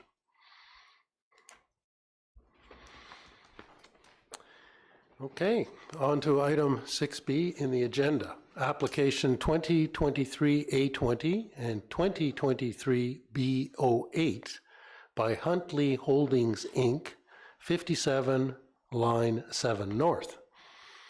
This public hearing is being held in accordance with the provisions of the Planning Act to obtain public comments with respect to the proposed applications by Huntley Holdings, Inc.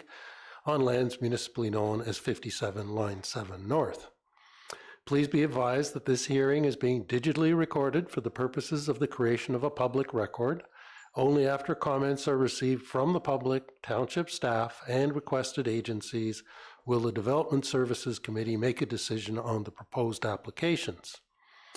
Madam Deputy Clerk, has there been correspondence received on this matter? Correspondence from the Township of Oro-Medonte Manager of Development Engineering, May 12th, Ministry of Transportation, May 12th, Operations Division, May 15th, Township of Oro-Medonte Building Division, June 1st, Lake Simcoe Region Conservation Authority, dated June 2nd, and County of Simcoe Planning Department, dated June 6, 2023. Thank you very much. I'll now turn the meeting again over to Danielle Waters. Planner will explain the purpose and effect of the proposed application and any written statement received from the applicant. Ms. Waters, please.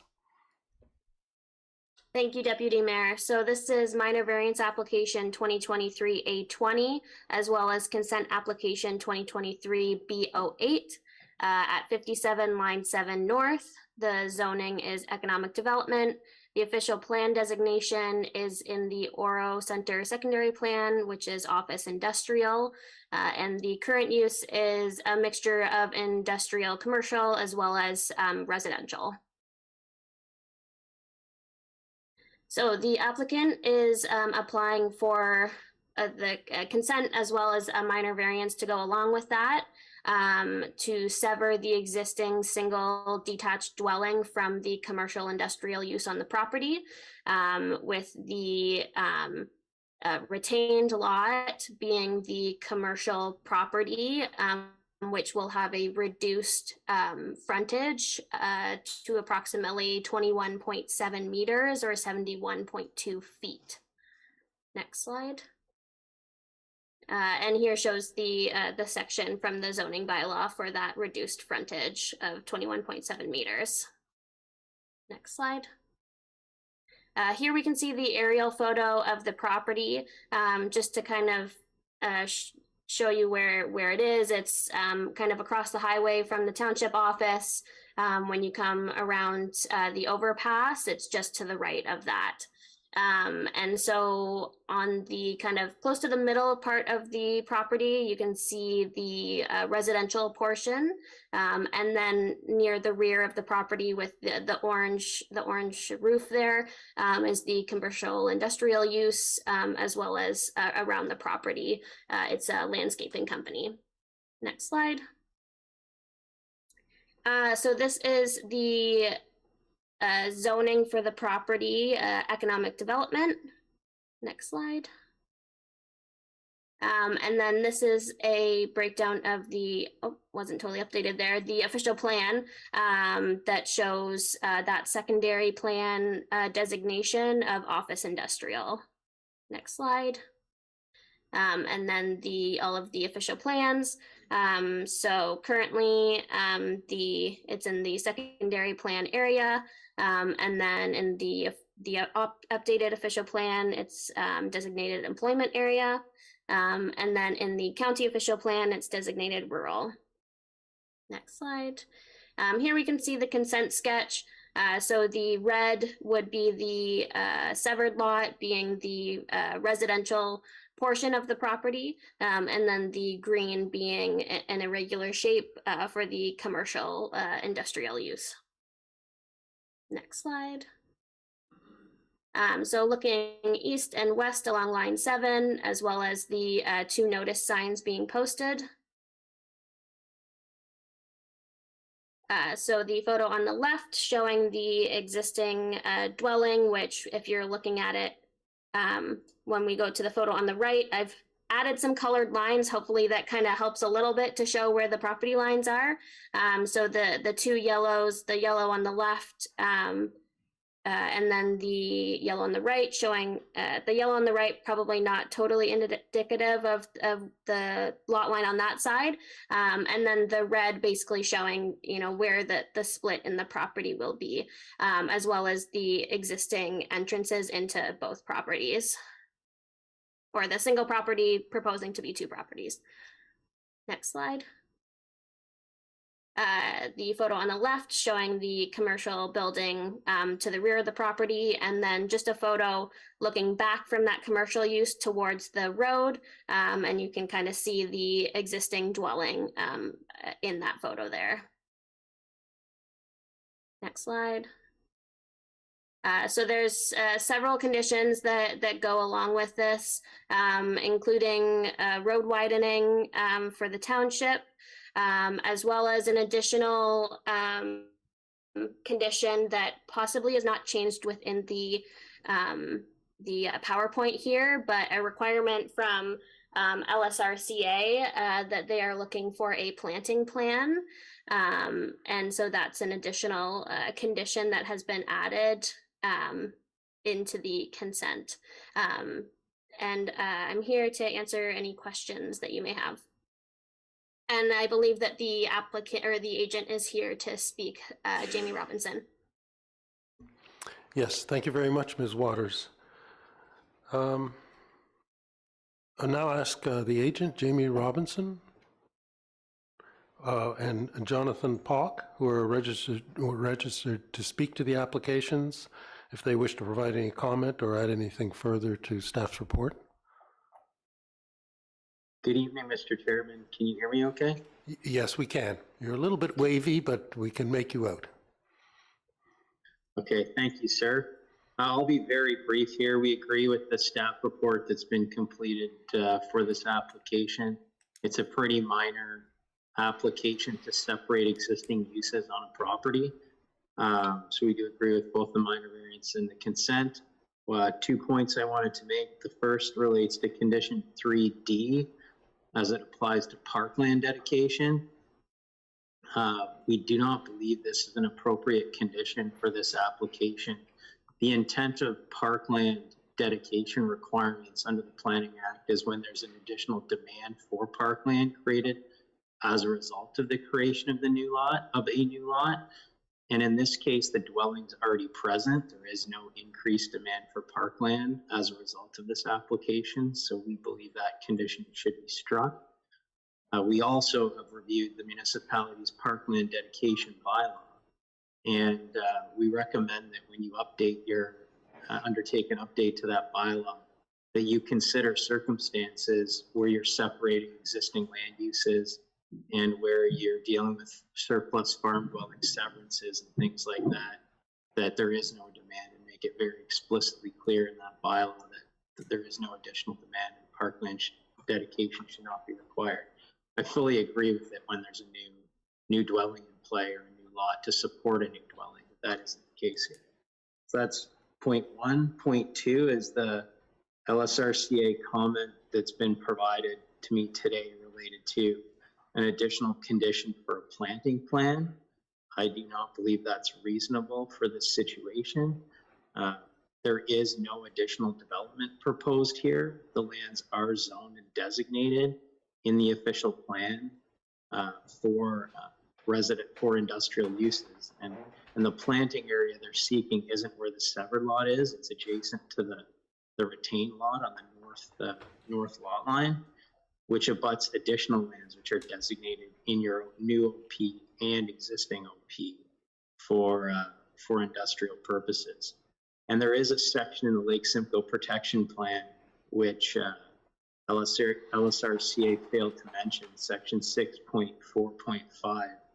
So 645D, which deals with existing uses and provides exemptions. So it's my opinion they've missed the mark on their comments here, Mr. Chairman, and there should be no requirement for additional planting. if the LSRCA would require additional planting, they could ask for it at the time of any permit application. So if there was future development proposed or a new building and structure that required a permit from them, they would have the ability to ask for that that additional landscaping plan to be done. But there's no jurisdiction under under either the minor variance or the consent application to require such a plan, particularly in light of the change to the Planning Act where site plan control can no longer be applied. So that's all my comments on the application, but we're satisfied with the recommendations. But we're strongly opposed to that LSRCA condition for sure. Thank you. Okay, thank you very much, Mr. Robinson. Any comments on Mr. Robinson's comments vis-a-vis the conditions? Thank you, Mr. Chairman. I'll speak to the parkland piece first. Mr. Robinson was referring to the township's parkland bylaw. That's Parkland Bylaw 2006-50, so it's got some age to it. It is the bylaws, the way it's written, and it is clear that it applies to either the creation of a new residential lot or the creation of a new dwelling unit, not and. So it is applicable in this case. It requires, where lots are created by consent, a flat rate of $2,000 per lot. So as an example, earlier this evening, we had a public hearing for a consent application for the severance of a dwelling surplus to a consolidated farm operation. That proposed severance contained an existing dwelling. Parkland, cash in lieu of parkland at $2,000 was applicable in that case as well. So I think the comments are noted about from Mr. Robinson about moving forward. If and when the township updates its parkland bylaw, it's probably a matter worth looking at in terms of the nuances of the collection or where it's applicable and how. But in this case, bylaw 2006-50 does require the collection of the $2,000 cash in lieu of parkland fee in this case, notwithstanding that there is an existing dwelling on the property. The other comment regarding the Lake Simcoe Region Conservation Authority comment that came in today, requesting a planting plan.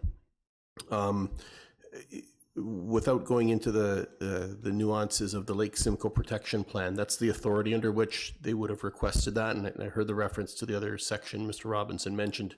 But assuming for a moment that there is authority in the LSPP Lake Simcoe Protection Plan does allow the Conservation Authority to do that, the challenge from staff's perspective would be the implementation of that requirement. So certainly the committee could impose at the Conservation Authority's request a condition that the applicant prepare and submit a planting plan to the LSRCA's satisfaction.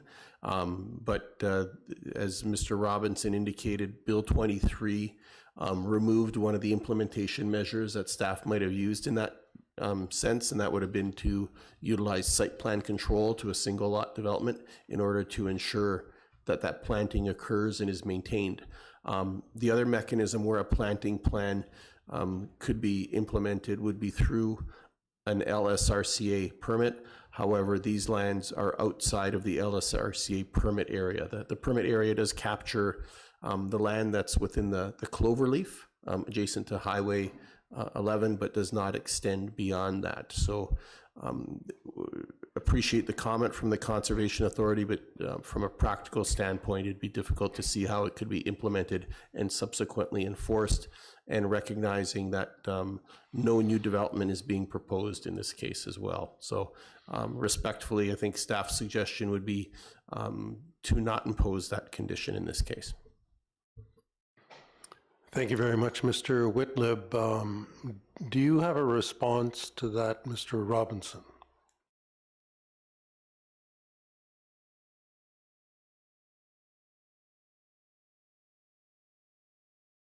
I think you're still muted.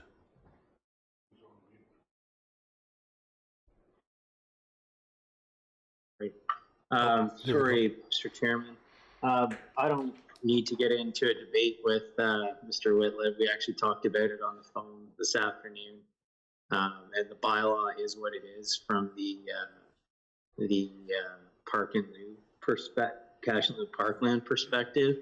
The committee, this development service committee, does have the ability to put in a condition or not include a condition. I'd ask them not include it because there is, as I mentioned, no demand for parkland created as a result of this development, just like there is no demand for development charges created as a result of this situation. So I don't think it's appropriate to continue with the practice that hasn't historically been that's incorrect. But in any event, if it's imposed, it's imposed. It's just a $2,000 levy that's necessary to be paid by the applicant. I don't think it's fair in this instance, but it is what it is.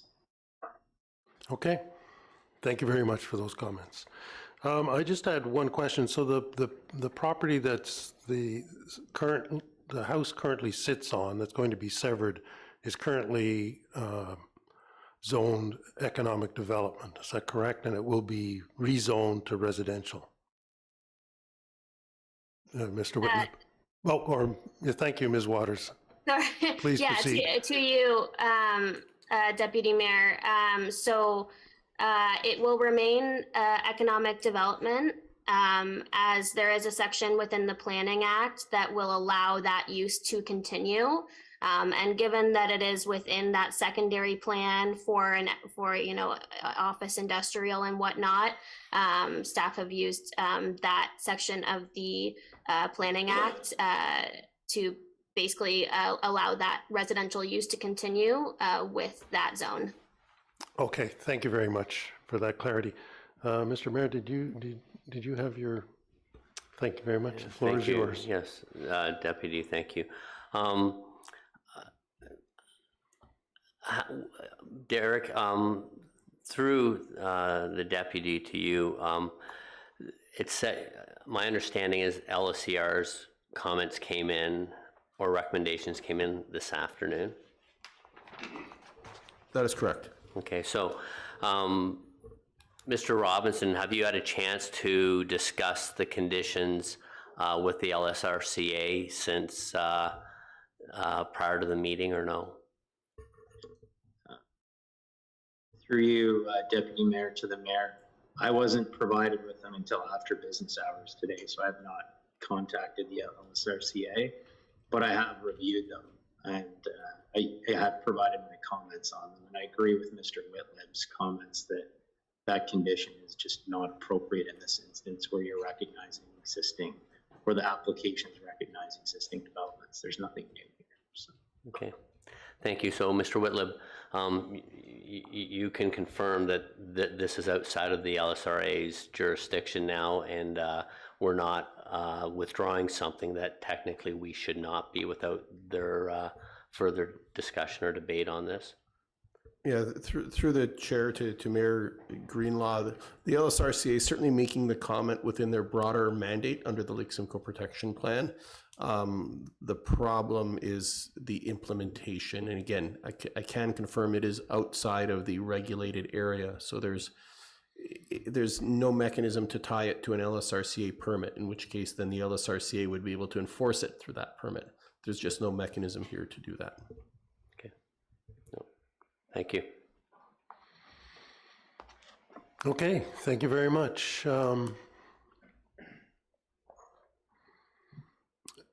Do we require to amend the conditions with regard to that particular condition? To you, Mr. Chair, that the LSRCA condition, as it was a late comment, I don't believe it was ever added to either the PowerPoint presentation or to the motion, so it's not there. So no need to amend in that case. Okay, thank you very much. I just wanted to clarify that. Any final comments or questions from the committee? No, seeing none. Madam Deputy Clerk, we now have the motion. Mr. Chair, if I could confirm there were no additional registrations received for this application. Thank you. And is there anyone present in the gallery who wishes to speak to it? I'm sorry, can you repeat the question? No, I'm just asking if there's anyone in the Oh, gallery thank you. who wishes to speak to the matter. Seeing none. Okay, thank you very much. Sorry, I jumped ahead a wee bit there. Thank you. You ready for the motion? I am now, Thank you. please. Moved by Young, seconded by Greenlaw. It is recommended, one, that DS 2023-050, Danielle Waters, planner, reconsent application 2023-B08, and minor variance application 2023-A20 by Huntley Holdings, Inc., 57 Line 7 North, be received and adopted. Two, that consent application 2023-B08 to create a residential lot on lands municipally known as 57 Line 7 North, Township of Oro-Medonte, be approved, subject to the conditions as outlined in DS 2023-050. Three, that the minor variance application 2023-A20, specifically to permit a retained lot with a lot frontage of 21.7 meters, 71.2 feet, and to permit the continuance of an existing dwelling on lands municipally known as 57 Line 7 North, Township of Oro-Medonte, be approved, subject to the conditions as outlined in DS 2023-050. Four, that the applicant be advised of committee's decision under the Secretary Treasurer's signature. Thank you very much. All those in favor? The motion is carried.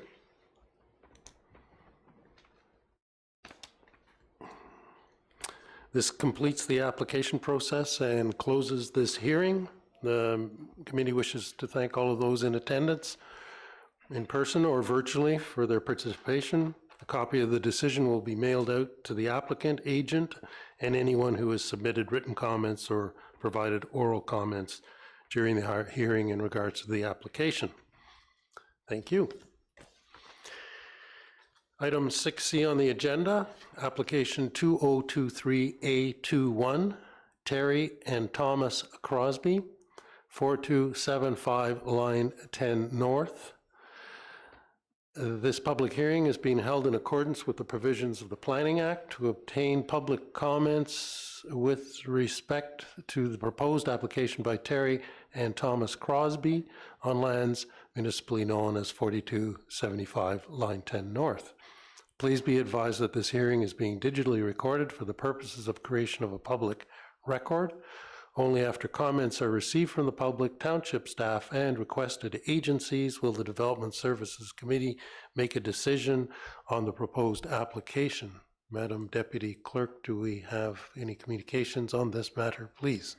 Yes, correspondence received from Township of Oro-Medonte Building Division dated May 24, 2023. Thank you very much. I'll now turn the meeting over to Catherine McCarroll, Intermediate Planner, who will explain the purpose and effect of the proposed application and any written statement received from the applicant. Ms. McCarroll, please. Thank you, Deputy Mayor Lavoie. So the subject property is located at 4275 Line 10 North. The property is zoned agricultural rural and designated agricultural in both the existing official plan and the adopted official plan. And the current use of the property is residential. Next slide. So the applicants are proposing to build a detached accessory building, which will be used as a garage, and they're seeking relief from section 5.1.4, maximum height to be increased from 4.5 meters to 5 meters. Section 5.1.6, maximum floor area to be increased from 100 square meters to 142.7 square meters. Next slide. So this is an aerial photo of the property. So the dwelling is located on the west end of the property, and there are several detached accessory buildings that are scattered around the lot. And the garage is proposed to be located just to the east or the right-hand side of, there's a white trailer. You can see the roof, it's white, which is just right next to the dwelling. Next slide.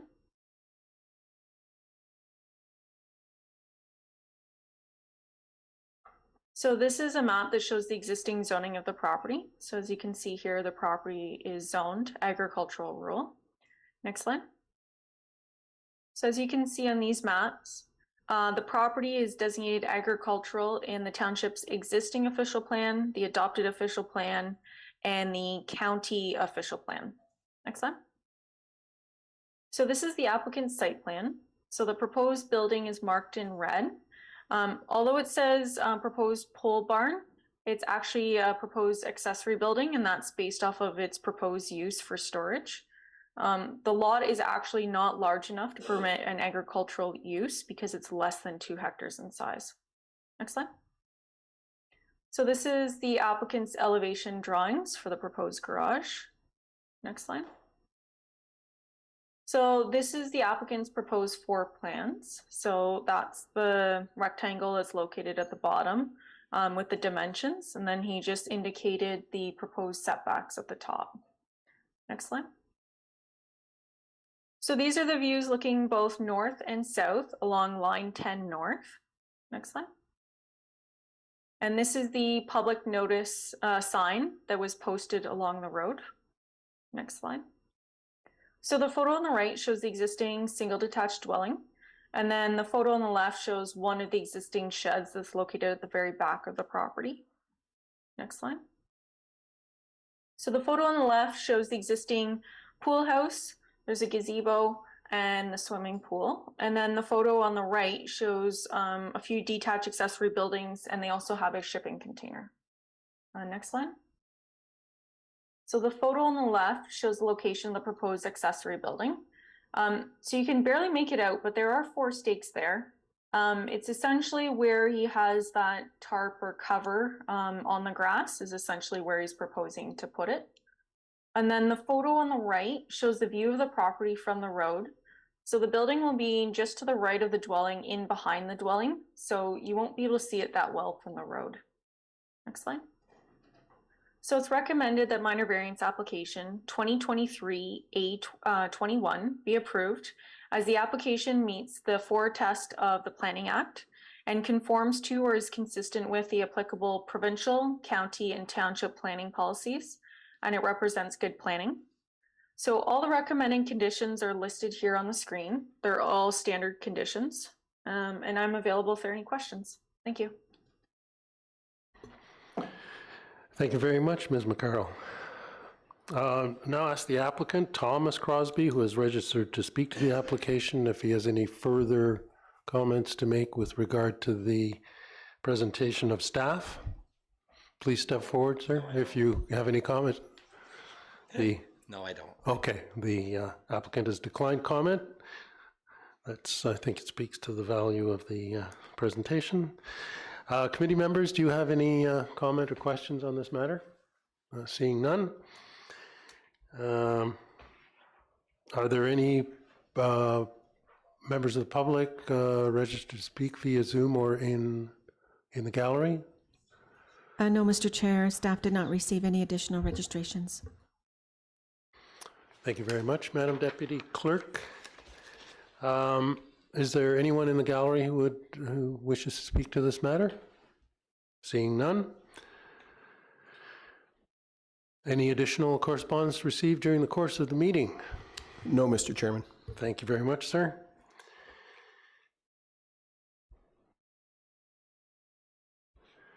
Any comments from staff or council members? None? All right. Madam Deputy Clerk, may we hear the motion for this application, please? Moved by Clark, seconded by Hutchinson. It is recommended, 1, that DS 2023-042, Catherine McCarroll, Intermediate Planner, be minor variance application 2023-A21, Terry and Thomas Crosby, 4275 Line 10 North, be received and adopted. 2, that minor variance application 2023-A21, specifically for permission to build a detached accessory building garage with an increase in height of 5.0 meters, 16.4 feet, and an increase in floor area of 142.7 square meters, 1,536 square feet on lands municipally known as 4275 Line 10 North, Township of Oro-Medonte, be approved, subject to the conditions as outlined in DS 2023-042.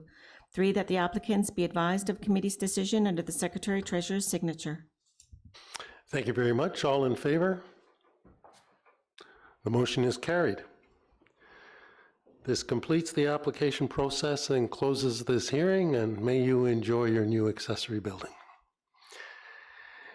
The committee wishes to thank all those in attendance for your participation. A copy of the decision will mail to the applicant, agent, and anyone who has submitted written comments or provided oral comments during the hearing in regards to this application.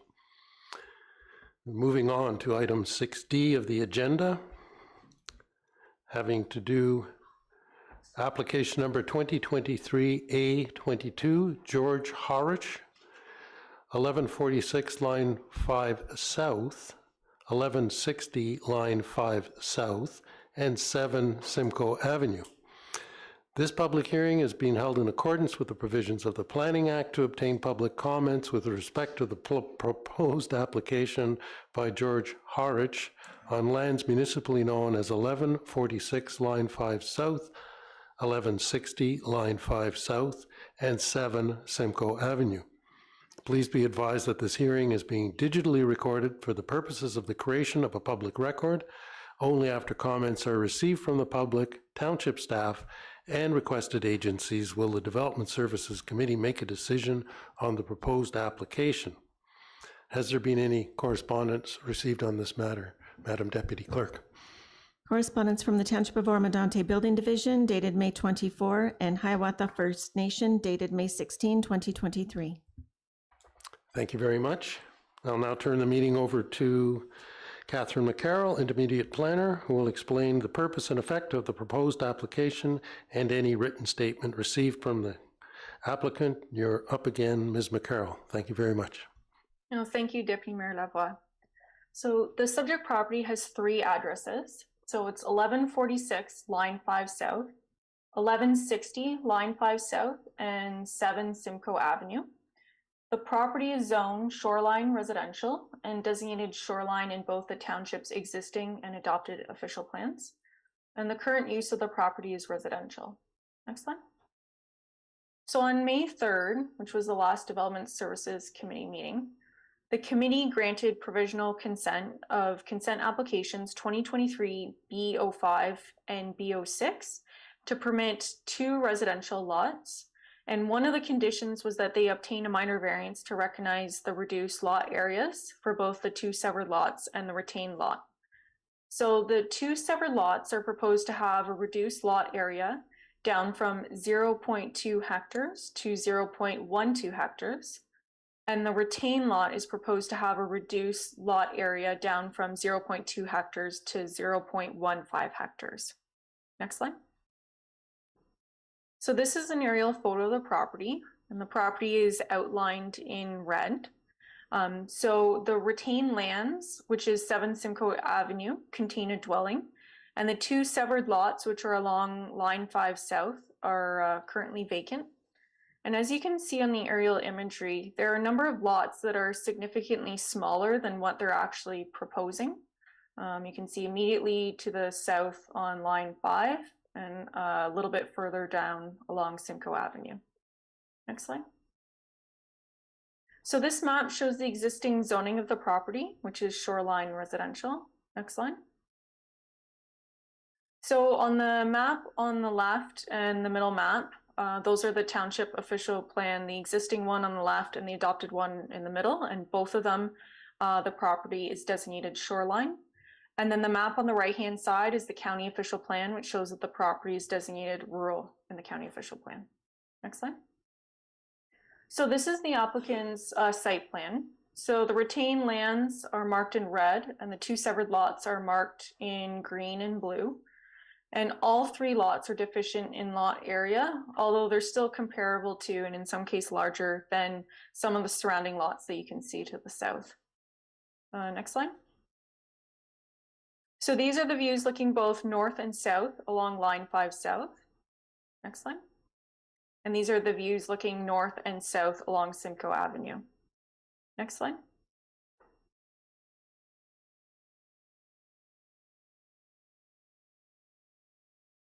And these are the public notice signs that were posted. One was along Simcoe Avenue and the other one was along Line 5 South. Next slide. So these are photos of the 2 lots that were conditionally severed along Line 5 South. Next slide. And this is a photo of the retained lands that contain an existing dwelling. Next slide. So it's recommended that minor variance application 2023-A22 be approved, as the application meets the 4 test of the Planning Act. It conforms to or is consistent with the applicable provincial, county, and township planning policies, and it represents good planning. So all the recommended conditions, there's just 2 in this case, they're listed on the screen, and I'm available if there are any questions. Thank you. Thank you very much, Ms. McCarroll. Now ask the applicant who is registered to speak to the application if he wishes to provide any comments with regard to the staff presentation. I have no comments at this time. Okay, so the applicant has indicated no comments at this time.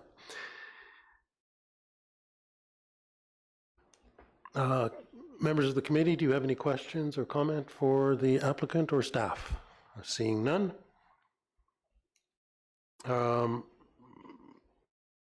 Madam Deputy Clerk, is anyone registered via Zoom or in person to speak to this matter? No, Mr. Chair, there were no additional registrations received. Thank you very much. Is there anyone else other than the applicant present in the gallery wishing to speak to this matter? Seeing none. Any additional correspondence received by planning staff during the meeting? No, Mr. Chairman. Thank you very much. Any comments or other questions? Seeing none. Madam Deputy Clerk, may we hear the motion, please? Moved by Bard, seconded by Clark. It is recommended that that DS 2023-043, Catherine McCarroll, Intermediate Planner, minor variance application 2023-A22, George Harish, 1146 line 5 South, 1160 line 5 South, and 7 Simcoe Avenue be received and adopted. 2, that minor variance application 2023-A22, specifically to permit 2 severed lots, both with a minimum lot area of 0.12 hectares, 0.29 acres, and to permit a retained lot with a minimum lot area of 0.15 hectares, 0.36 acres, on lands municipally known as 1146 Line 5 South, 1160 Line 5 South, and 7 Simcoe Avenue, Township of Oro-Medonte, be approved, subject to the conditions as outlined in DS 2023-043. 3, that the applicant be advised of committee's decision under the Secretary-Treasurer's signature. Thank you very much. All those in favor? The motion is carried. This completes the application process and closes this hearing. The committee wishes to thank all those in attendance for your participation.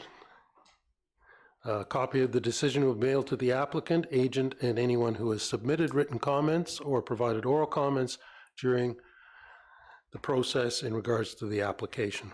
Thank you very much, and good evening.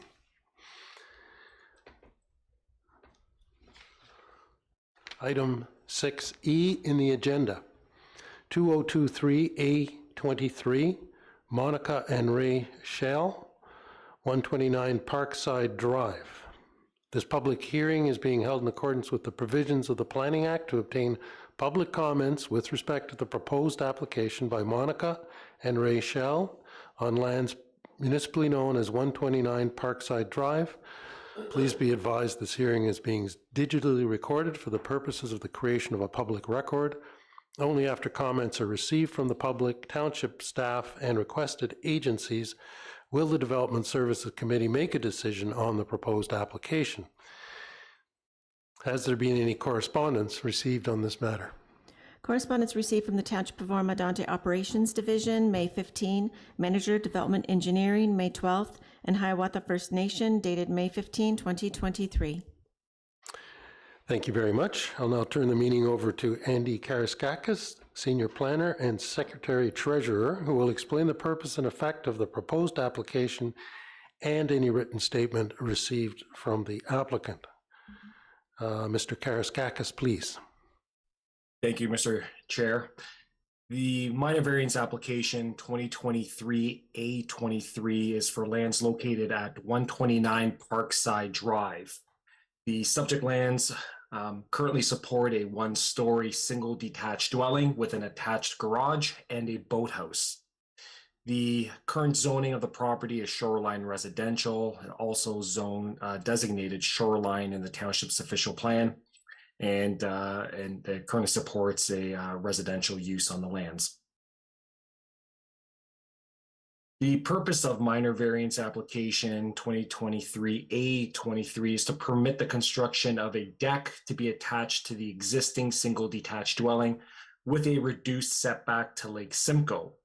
The applicants have requested relief from section 3.0 and section 5.30 and also section 5.7, which require structures and buildings to be located 20 meters from the average high water mark of Lake Simcoe. And the applicant is proposing to construct the deck at the rear of the existing dwelling with a setback of 15.6 meters.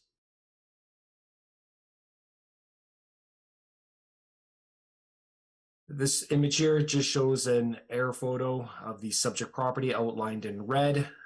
You got Lake Simcoe to the south, Parkside Drive to the north, and budding residential lots surrounding the subject property.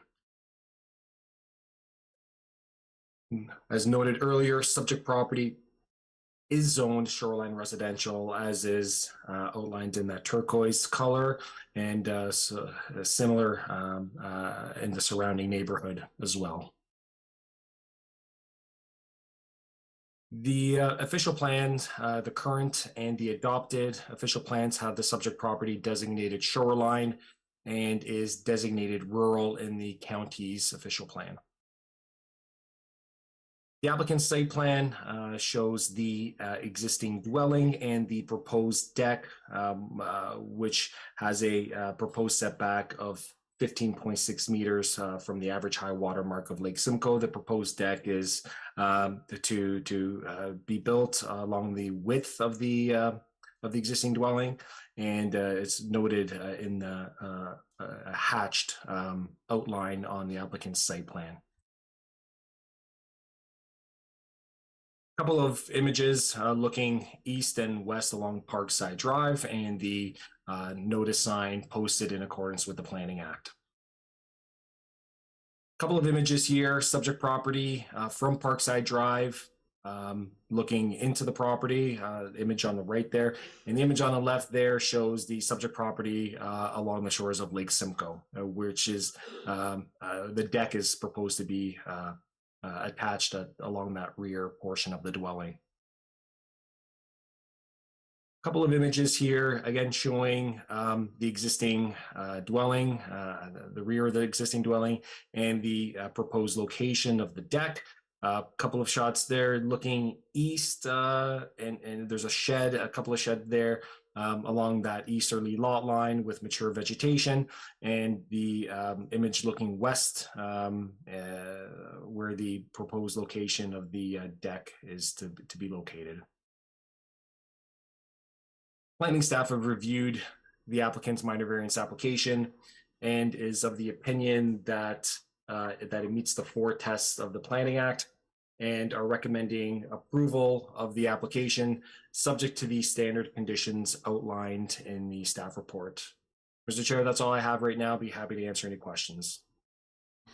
Thank you very much, Mr. Skakis. Now I ask the applicant, Gerald Bryans, and the property owner, Monica Schell, who have registered to speak to the application if they wish to provide comments or indicate if they have anything further to add to the staff presentation.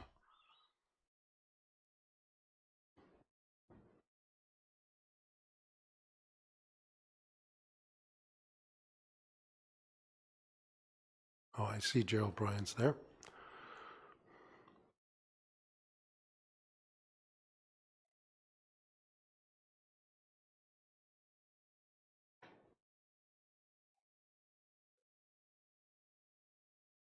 You appear to still be muted. If either of you wishes to speak to the matter, please advise.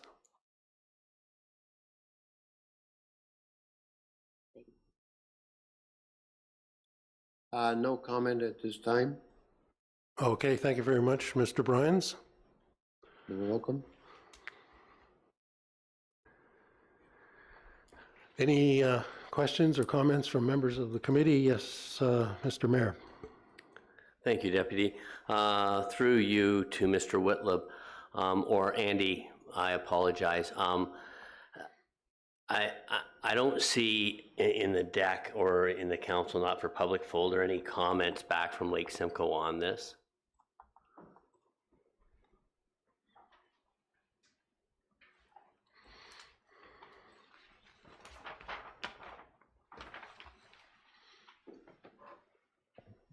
Through you, Mr. Chair, to Mr. Mayor.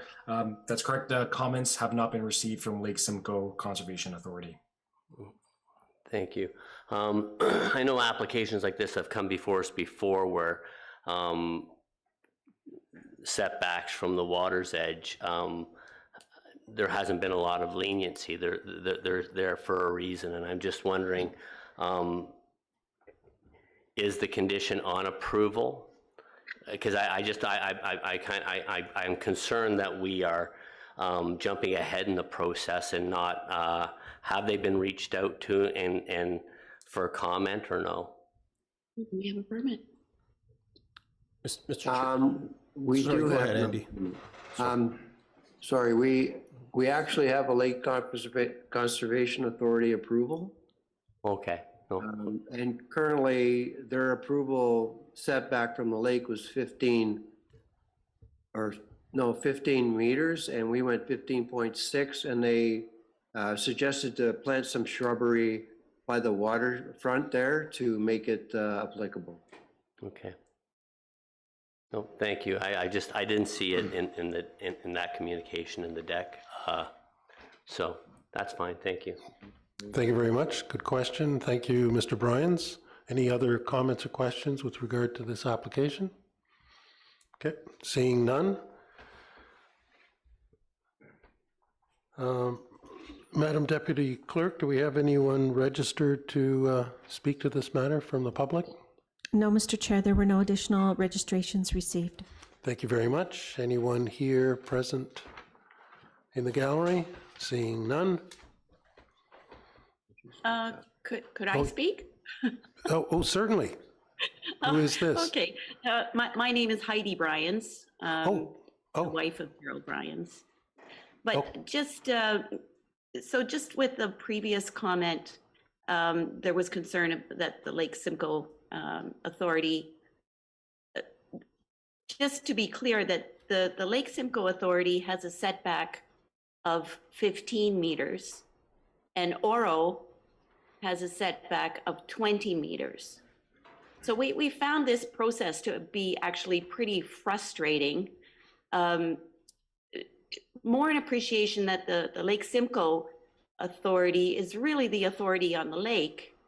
And the fact that Oro has a bylaw that is higher than the Lake Simcoe Authority, forcing us now to apply for this minor variance, is kind of a frustrating process. Wouldn't you agree? I think it should be reviewed. The bylaws should be reviewed so that they're in aligning with the Lake Simcoe Conservation Authority. Yes, well, thank you very much for the comment, and certainly we'll take the comment under advisement. I'm not certain as to why the township's bylaw might be more stringent, but there could be good reasons historically. So nonetheless, thank you very much, and we will take it under advisement. Any further comments? Okay, Madam Deputy Clerk, may we hear the motion, please? Moved by Greenlaw, seconded by Bard. It is recommended, one, that DS 2023-045, Andy Karaskakis, Senior Planner, Minor Variance Application 2023-A23, Monica and Ray Shield, 129 Parkside Drive, be received and adopted. to that minor variance application 2023A23, specifically to permit the construction of a deck to be attached to the existing dwelling with a minimum setback of 15.6 meters, 51.5 feet from the average high watermark of Lake Simcoe on lands municipally known as 129 Parkside Drive, Township of Oro-Medonte, be approved, subject to the conditions as outlined in DS 2023-045. 3, that the applicant be advised of the committee's decision under the Secretary Treasurer's signature. Thank you very much. All in favor? The motion is carried. This completes the application process and closes this hearing. The committee wishes to thank all those in attendance, personally or virtually, for their participation. A copy of the decision will be mailed to the applicant, agent, and anyone who has submitted written or provided oral comments during the hearing in regards to the application. Thank you very much. Move on to item 6F. An application 2023A24, Steve Moffat of 1931 Ridge Road West. This public hearing is being held in accordance with the provisions of the Planning Act to obtain public comments with respect to the proposed application by Steve Moffat on lands municipally known as 1931 Ridge Road West.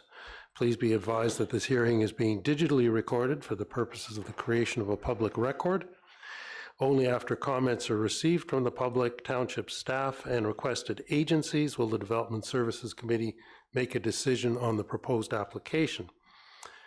Madam Deputy Clerk, has there been any communication received on this matter? Correspondence received from Hiawatha First Nation dated May 16 and Township of Oro-Medonte Building Division dated May 24, 2023. Thank you very much. I'll now turn the meeting over to Danielle Waters, planner, who will explain the purpose and effect of the proposed application and any written statement received from the applicant. Ms. Waters, please. Thank you, Deputy Mayor. This is minor variance application 2023A24 for 1931 Ridge Road West. The zoning is agricultural rural. Official plan designation is rural settlement area, and the current use is residential. Next slide. So the applicant is proposing to construct a detached accessory building. It's a combination of a garage as well as an open air cabana. So the increase in floor area has been broken down into those kind of two sections with a total area of 195 square meters or 2,100 square feet. And then an increase in the maximum height to 5.045 meters or 16.58 feet. Next slide. Here we can see the aerial photo of the property. The house is set significantly back from Ridge Road, as well as from this aerial you can see the forest around the property, the vegetation that provides a significant buffer from other properties. Next slide. Here is the zoning of the property. So this is down in Shanty Bay, and you can see it's one of the few properties in that area that's designated agricultural rural in the yellow at the bottom there. Next slide. And then in the township official plan, or all the official plans, it's a form of rural settlement area or the settlement area in the county official plan. Next slide. Here we can see the applicant's site plan. So the more shaded structure that's the existing dwelling there. And then further to the rear is the proposed structure. So it's a little hard to kind of make out with the additional dimension lines there, but on the left-hand side is the garage, and then the right-hand side is the open air cabana, and you'll see that a bit better with the elevations in the next slide there. So here you can see the kind of the way it's laid out a bit, the left side being that open air cabana gazebo type structure, which is attached to the garage. Next slide. So looking north and south on Ridge Road, as well as the view from the road into the dwelling. Here you can kind of see, the significant vegetation that there is, and that the dwelling is there, and you wouldn't actually be able to see that proposed structure maybe a bit to the right-hand side of the dwelling, but it's set significantly back into the property. Next slide. So the notice sign posted for the application, as well as the existing dwelling. Next slide. And then just a red arrow there for the approximate location of that proposed structure at the kind of further to the rear of the property there. The planning staff have recommended approval for the application based on the fact that it has met the 4 tests of the Planning Act, and will require an engineered lot grading plan, possibly if required, once reviewed by the development engineering manager, as well as the condition that is not to be used for human habitation, commercial purposes, or home industry. I'm not sure if the applicant was going to be there to speak, but I'm happy to answer any questions you may have. Thank you very much, Ms. Waters. Madam Deputy Clerk, is the applicant registered to speak? We did not receive a registration, Mr. Chair. Thank you very much. And no such person is online.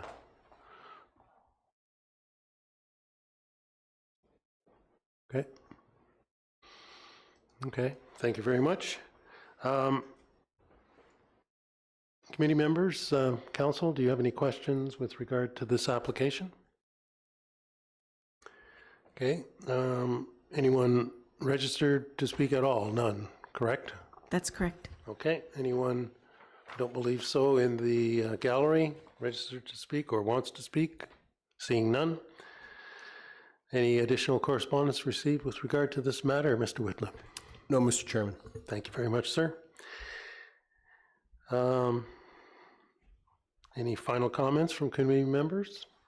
I see none. May we now hear the motion, Madam Deputy Clerk? Moved by Hutchinson, seconded by Young. It is recommended, 1, that DS 2023-051, Danielle Waters, planner, minor variance application 2023-A24, Steve Moffett, 1931 Ridge Road West, be received and adopted. 2, that minor variance application 2023-A24, specifically for the purposes of a detached accessory building with a maximum height of 5.05 meters, 16.58 feet, and floor area of a garage, 118.0 square meters, 1,270 square feet, and the attached open-air cabana, 77.1 square meters, 830 square feet, for a total of 195.0 square meters, 2,100.0 square feet, on lands municipally known as 1931 Ridge Road West, Township of Oro-Medonte, be approved, subject to the conditions as outlined in DS 2023-051. 3, that the applicant be advised of the committee's decision under the Secretary-Treasurer's signature. Thank you very much. All in favor? Motion is carried. This completes the application process and closes this hearing. The committee wishes to thank all those in attendance for your participation.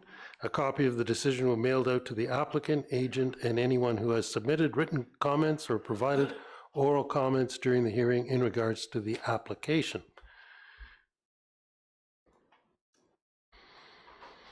Thank you. We're on to item 6G.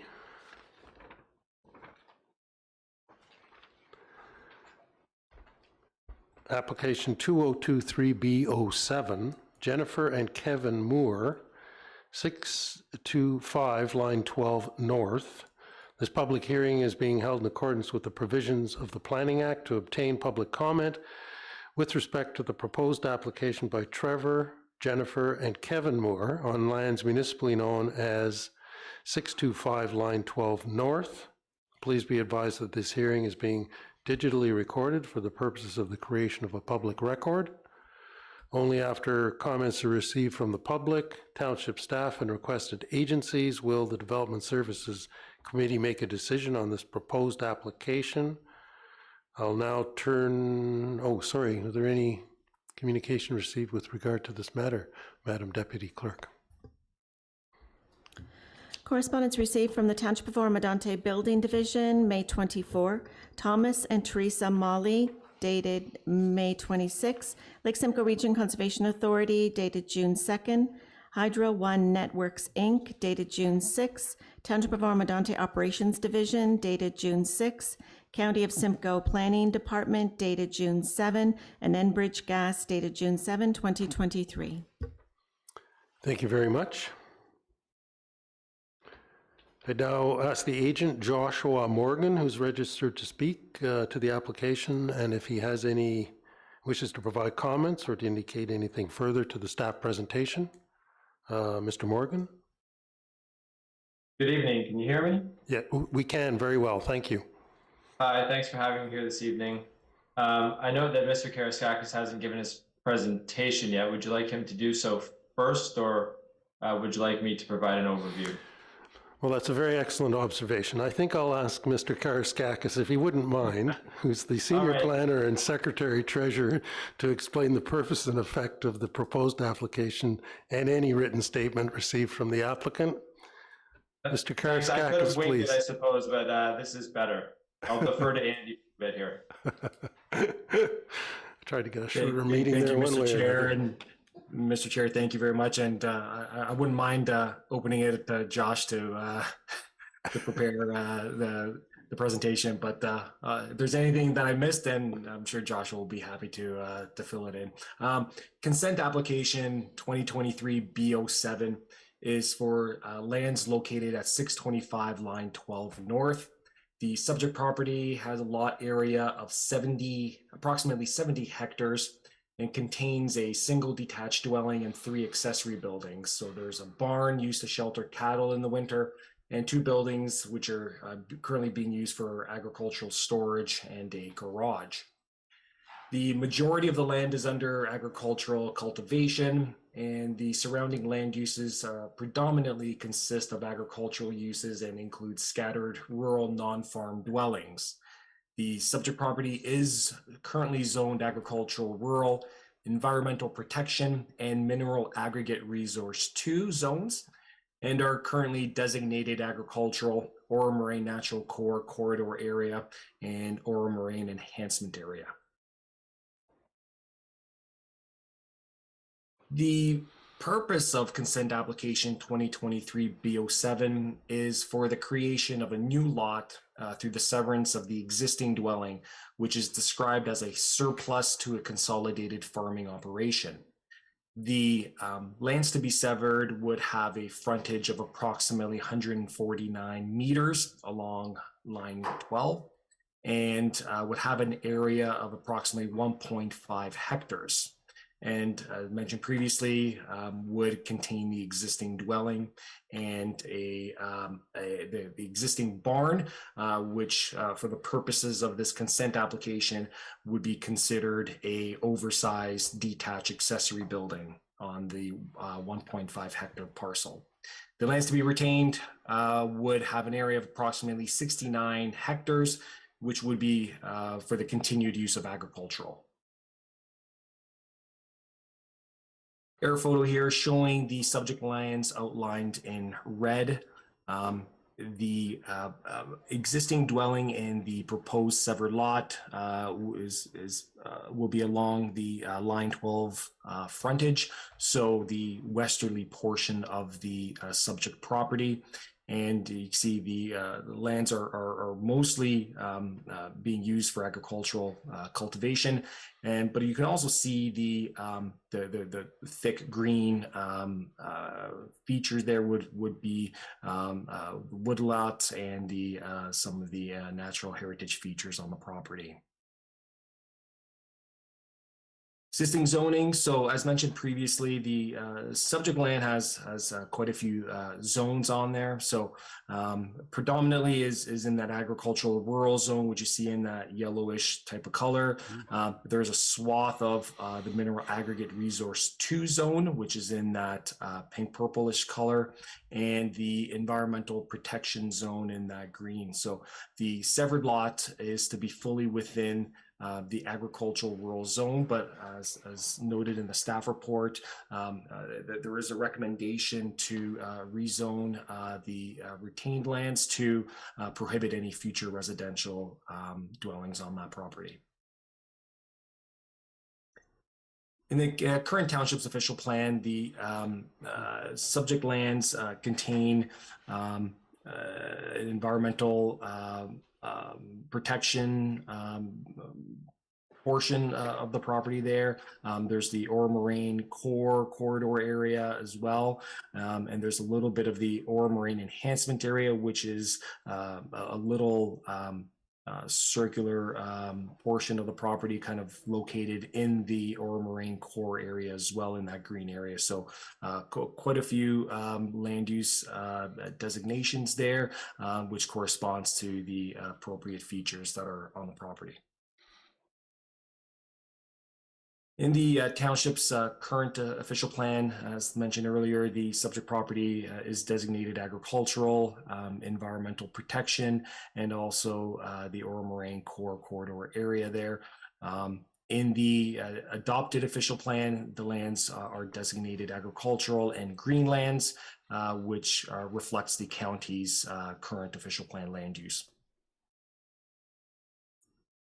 And for the purposes of the proposed transaction, the consent application, the applicant has applied for a severance for a surplus dwelling. And one of the criteria there is to identify additional farm or agricultural parcels held by the owner or the farm operation. So this image here shows the lands that are subject to the consent application, which is kind of that reddish color there.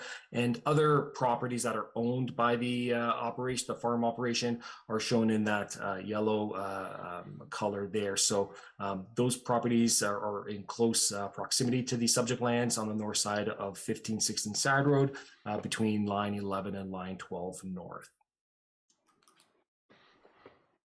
So the applicant provided a consent sketch. The larger map there, you see the property is outlined in black. The zoomed in portion there outlined in red is the lands that are proposed to be severed. So it contains the existing dwelling and a couple of the existing barn agricultural buildings, which because of the size of the subject property, the severed lands, I'm sorry, the lands are such that they can't accommodate or permit any agricultural uses or buildings. So these buildings that are would be deemed to be an oversized accessory building. A couple of images here looking north and south along line 12 north, and the notice sign posted in accordance with the Planning Act. Couple of shots here. So image on the left there shows a view of the proposed severed lands from line 12. There's mature vegetation along the frontage of line 12. And then as you go into the property, you can see the existing dwelling that's proposed on the severed lands. And a couple of more images here of the existing structures on the proposed severed land. So there's the attached garage, and then there's an existing barn that's on the property that I believe it houses hay in that building there. For the purpose of this severance application, that existing barn will no longer be permitted, and it will be considered an oversized detached accessory building. couple more images there. So the existing structures on the severed lands, there's a small garden shed there, and then in the distant there is another agricultural building that's used for storage. And the image on the right there shows the lands to be retained, which is the agricultural property. So planning staff will review the consent application and are recommending that the application specifically to permit the creation of a new lot that is surplus to the applicant's consolidated farming operation be approved. And there are some standard conditions that have been outlined in the staff report there.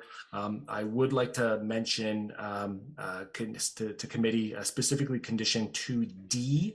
The township planning staff received comments from the operations division and are requiring a road widening along the frontage of 1516 side road, and also a 15-meter by 15-meter daylight triangle at the corner of line 12 and 1516 side road. I just want to identify that for the committee. That concludes my presentation. I'll be happy to answer any questions committee may have. Thanks. Thank you very much, Mr. Karaskakis. I'll now ask Joshua Morgan for the second time, who is registered to speak, whether or not he has any comments with regard to this application. Mr. Morgan, please. Thanks once again. My name is Josh Morgan. I'm a registered professional planner. I'm here today representing Trevor, Jennifer, and Kevin Moore. Mr. Karaskakis gave a very thorough presentation and has covered all the bases. Just to very briefly summarize, this is kind of a standard surplus farm dwelling severance, as we call it in the planning world. So the purpose is simply to remove the residentially used lands from the agricultural parcel. The agricultural lands, we refer to them as the retained lands, would be used or continue to be used for agricultural purposes for the foreseeable future. You'll see me appear before this committee again at some point in a couple of months with implementing zoning bylaw amendment applications, because one of the conditions that is listed is that both the severed and the retained parcels be rezoned. The retained parcel, being the agricultural parcel, will be rezoned to prohibit any future development of a residential structure, thereby confirming its continued agricultural use. And the severed parcel, being the smaller residential parcel, the zoning bylaw amendment will, I think it needs to reflect the size of the former barn, because it will become an accessory structure, which would be oversized as far as the bylaw is concerned. So it's just kind of like a housekeeping matter. That's it. I guess I just have maybe two questions or comments regarding the conditions, and then I'll get out of your hair. So the first one, I think it's condition number, or condition C. I wonder perhaps if Andy or the clerk could flip to condition C, yeah, 2C, which reads that the applicant's solicitor provide a written undertaking to the Secretary Treasurer indicating that the retained lands, the farmland, will be kept in the name of the farmer or the farming corporation which operates the agricultural operation on the lands. I think that this condition isn't a problem for my clients, because they're farmers. You know, they have no intention to do anything other than farm the retained parcel. But I've never seen this condition before, and it seems a bit almost odd to ask a lawyer to prepare an undertaking. I just don't know. I guess my question would be, you know, like, is the undertaking supposed to stipulate like a time frame that it's held by the same farmer? It's just a little bit gray to me, and I wondered if perhaps planning staff could shed some light on that for me. Mr. Karaskakis? Thank you, through you, Mr. Chair. The condition there, because the application has been applied for a surplus farming consolidation. This condition, we've used this several times in the past, and it's just to ensure that the farmland, the retained lands, will be kept in the farming corporation or the owners that operates that agricultural operation. And there's no timeline associated with that, but it's just to ensure that you've applied for the farm surplus consolidation, and this is just to ensure that yes, we are still holding on to these lands. We still will continue to be operating on these lands, and it'll still stay with the corporation. But there's no timing related that the owner needs to retain these property for a minimum of a year or 5 years. So there's no timing related to that. That's helpful. Thank you, Andy. I just wanted to make sure that, if the Moores decide that they want to sell the property in 15 or 20 years or 30 years, I want to make sure that this condition does not become problematic, and I don't imagine that it would. I just wanted to kind of hear the explanation. So I'm satisfied. My second question relates to it must be C. I think there's some conditions on another page, perhaps, or it's the parkland condition. So I did listen to a number of applications ago. Mr. Robinson from MHPC was representing another applicant and made comment or raised an objection to the application of a cash in lieu of parkland fee for that particular application. Mr. Robinson's comments ring quite true to me, especially as they pertain to this application. And the reason for that is because we're not creating any new development rights here. We're not. This does not enable the Moore family to build another house. It does not allow the Moore family to create any new developable lots. In fact, the severed parcel already has a house on it. And as Mr. Robinson mentioned, I couldn't agree with him more. The purpose of a cash in lieu of parkland contribution is to essentially ensure that new development essentially pays their fair share for parkland. And this application isn't new development at all. It's simply an existing house that we're severing off, and there'll be a subsequent rezoning application to prohibit any future residential use of the retained parcel. So I don't feel that this condition is at all appropriate in this case, and I would request that it be deleted.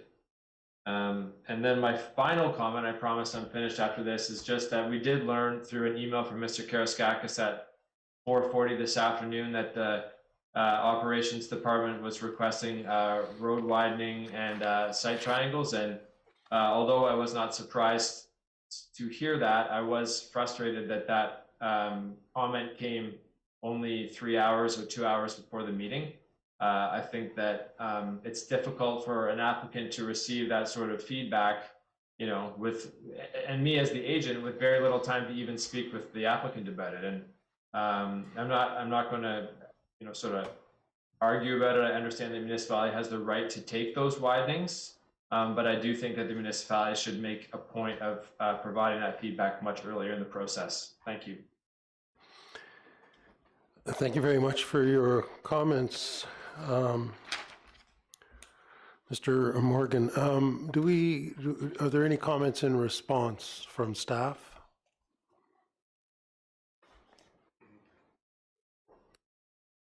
Okay, hearing none.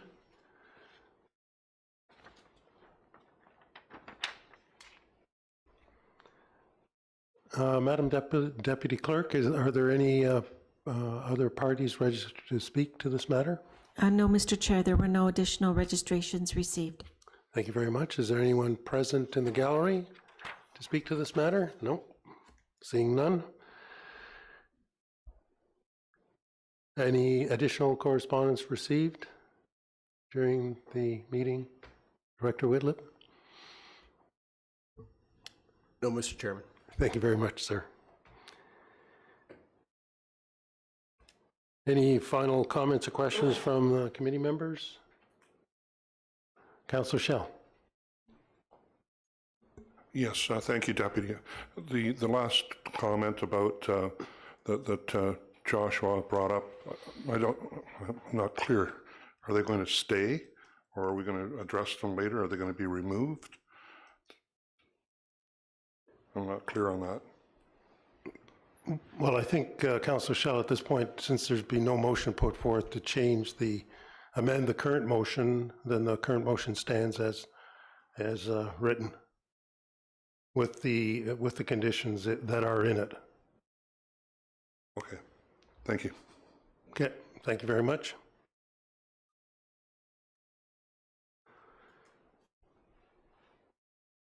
Any other comments or questions?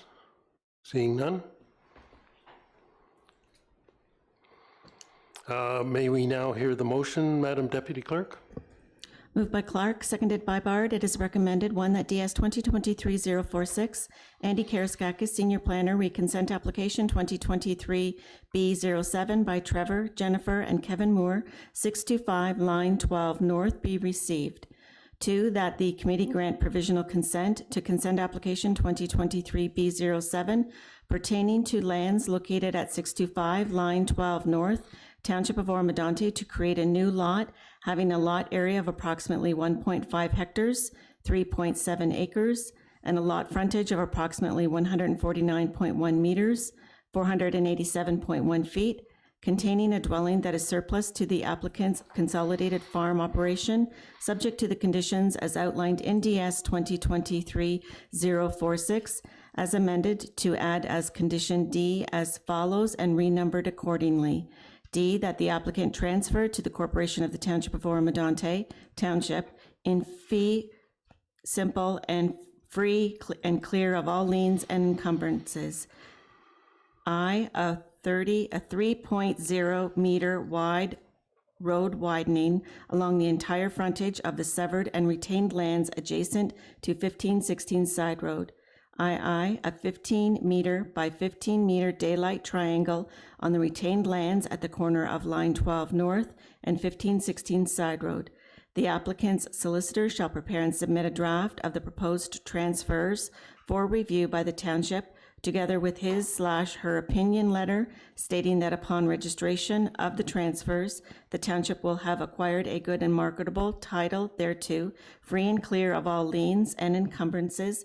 Further, that the applicant's solicitor shall be responsible to see to the registration of the transfers and application under the Land Titles Act, RSO 1990, as amended, to consolidate the transferred lands within the street property identifier number to the satisfaction of the township. All costs associated with the preparation and registration of the transfers and consolidation applications, including costs relating to surveying, legal fees and disbursements, agreements, HST, etc., shall be fully borne by the applicant. 3, that the applicants be advised of committee's decision under the Secretary Treasurer's signature.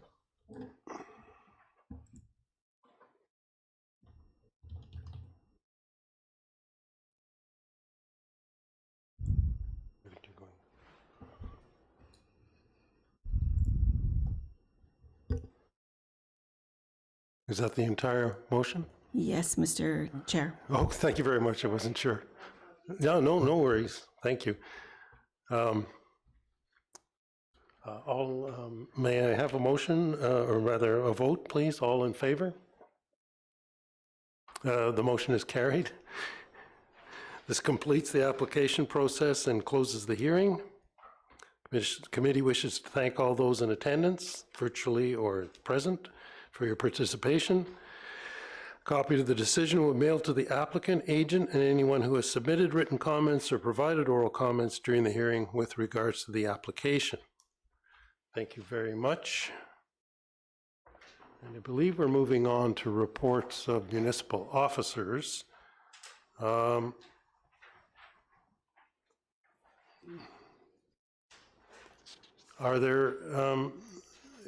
Is there an objection to moving items in the agenda forward or back? Can that be done, Madam Deputy Clerk? Yes, it can be. Okay, thank you very much. Any objection from council? I see that Mr. Wood is here, I think, for item, I'm not sure which, but it's not the first one. So perhaps we could hear that first. See, thank you very much. Mr. Karaskakis, could you would you be prepared to discuss item DS 2023-053?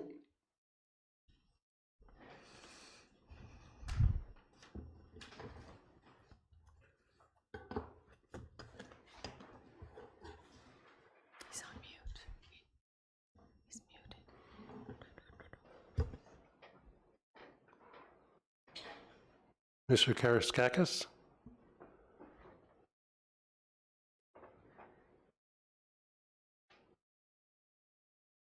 Okay, I guess in lieu of that, we'll go ahead with item 7A for the moment. Thank you very much, Mr. Whitlip.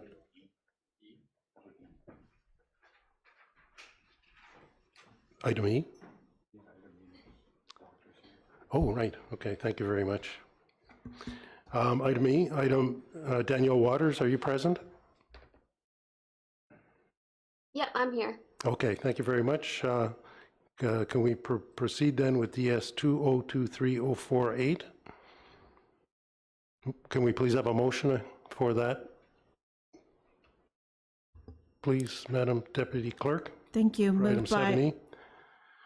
7E, moved by Bard, seconded by Young. It is recommended, one, that DS 2023-048, Danielle Waters, planner, read 2023 ZBA 07, Grant Bennett and Wendy Hatch, temporary use bylaw, Garden Suite, Granny Flat, 1165 Moonstone Road West, be received and adopted. 2, that zoning bylaw amendment application 2023 ZBA 07 and temporary use bylaw 2023-045 by Grant Bennett and Wendy Hatch, specifically to permit a garden suite for the lands known as 1165 Moonstone Road West for a period of up to 20 years be approved. 3, that the appropriate bylaws to adopt a temporary use bylaw and to execute an agreement for the lands known as 1165 Moonstone Road West, Township of Oro-Medonte, for the purposes of a garden suite for a period of up to 20 years be brought forward for council's consideration. 4, that the applicants be advised of committee's decision under the Director of Development Services signature. Thank you very much. Any questions or comments from members of council? Seeing none. May I have a vote on the motion, please? All in favor? The motion is carried. Thank you very much. Thank you very much for your patience. Have a good evening. You too.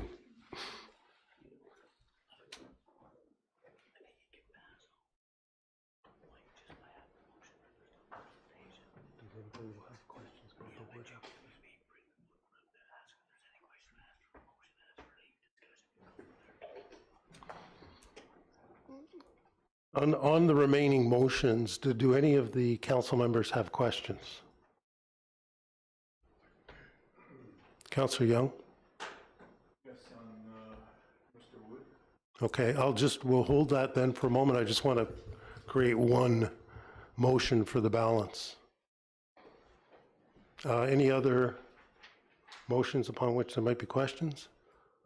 Okay, thank you very much. Mr. Karaskakis, are you available? Yes, I am, Mr. Deputy Mayor. Okay, thank you very much. So we'll go ahead with can you have a motion, please, Madam Deputy Clerk, for item 7C? Moved by Clark, seconded by Hutchinson. It is recommended, one, that DS 2023-053, Andy Karaskakis, Senior Planner, minor variance application 2023-A12, Ryan Wood, 2355 Lakeshore Road East, be received and adopted. 2, that minor variance application 2023-A12, specifically to permit the construction of an addition, attached garage to the existing single detached dwelling with a reduced interior side yard setback of 1.7 meters, 5.6 feet, on lands municipally known as 2355 Lakeshore Road East, Township of Oro-Medonte, be approved, subject to the conditions as outlined in DS 2023-053. 3, that the applicant be advised of the committee's decision under the Secretary Treasurer's signature. Thank you very much. Any questions or comments from member of council? Councillor Young? Mr. Wood, would you please step? Yes. Oh, could you speak into the microphone, please? You're just a little remote. Yeah, I apologize for that. No worries. Yeah, Mr. Wood, previously your plan. Excuse me, Madam Deputy Clerk. If we could just have consent to from the committee for the applicant to provide verbal comments, please. Okay, so do we have to have a vote on that? Yes, No, we do. no, we just need to consent. Okay. Thank you. We do consent. Yes. Thank you. Thank you very much. Sorry, Councillor Young? Yeah, thank you, Deputy Mayor. Mr. Wood, previously you had, on your plans, you had a washroom, I believe it was on the ground floor, and 2 bedrooms above. Are there any plans to, in the future, to apply for a building permit to do that again? No, right now we just have, like, my neighbors complained about the height of it, and being the good neighbor that I am, at my expense, I changed it to a single-story garage, and that's what we've created, and that's what we're going to use. I just got a couple of follow-up questions, if I may. Thank you. Yeah. Do you have any plans, given your previous advertising for the residents as a short-term rental, are there any plans in the future, now or in the future, to advertise it or as a short-term rental? No, I live there. It's my permanent residence. I have no intentions of renting it to anyone. Okay, so would you be agreeable then to, as a condition of approval tonight, that your residence not be advertised as a short-term rental at any time now or in the future? Would you agree to that condition? That's fine. I deleted the listing. Okay, thank you. Okay, thank you, Councillor Young. Any other comments or questions for the applicant? Okay, seeing, oh, yes. Councillor Clark? I guess just my question is, if it's not a permitted use, do we need to have a condition that explicitly states that they're not going to use it as a not permitted use? It seems somewhat redundant. Okay. If it's already discussed as a not permitted use, then we don't need a condition to say you can't use it for this use if it's already not permitted. Correct. Mr. Correct. Chairman, sorry. Yes. If I may. Yes, of course. And to Councillor Clark's comment, so perhaps another comparable, the committee will recall perhaps when granting variances for accessory buildings. A common condition applied to those accessory buildings is that the accessory building shall not be used for human habitation. That's already not permitted by the zoning bylaw, but that condition has been included just to make it abundantly clear through the public forum to the applicant and to the public that's there. So under that, I think this is comparable, so I'll leave it to the committee whether they wish to consider including something like that. Thank you. Is that condition currently in this application? It is not. Okay, thank you. Mr. Mayor? Thank you. Through the chair to Mr. Whitlam, I think it is a bit redundant, but also I guess the one thing that I think we need to be respectful of is because the accessory building is attached to the main dwelling, it could be used, and I'm not saying it shouldn't be, but it could be used as habitation because it is attached. Yeah, and through the chair to the mayor, and I'm not suggesting the human habitation language. It's the short-term rental language, but correct. And it's as attached. It's not an accessory building. It forms part of the dwelling unit as a whole, right? It's one structure. No, and I think we need to be cognizant and respectful. Is Mr. Wood did withdraw and explain the reasoning behind of his listing of misunderstanding of licensing and grandfathering. So I think he's complied with our request, and I don't think we need to beat this to death. Okay, thank you. Thank you very much, Mr. Mayor. Any further comment or discussion on that matter? Okay, thank you. Thank you. May I please call the vote on this matter? All in favor? The motion is carried. Sorry, my apologies. I didn't see everyone's card, so was there anyone against it? There were none. Okay, sorry, because I didn't see Councillor Schell's card. Yeah, I didn't present my card because this happened once before. It rolled into an application for a minor variance. Then the short-term rental got pulled into it, and I have a conflict in that. Well, okay, so just for the record, my understanding, what's before us is the application for the attachment accessory building to the house, which has nothing to do with short-term rentals. So I would believe, and please, Madam Deputy Clerk, clarify that he would be in his right to vote on this matter. Is that correct?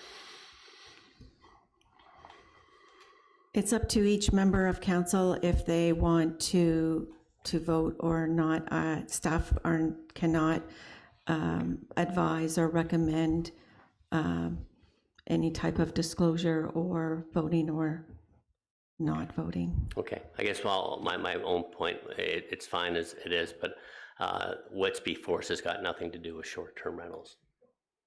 Okay. Thank you. I appreciate that, but I think I'll just withhold because it's not going to change the vote anyway. Right. The motion is still carried. Okay. Thank you very much for that, and I believe the motion has been carried, and enjoy your new garage, and thank you very much for all your cooperation. Okay, so may we have a motion, Madam Deputy Clerk, to combine the A, B, and D items into one motion?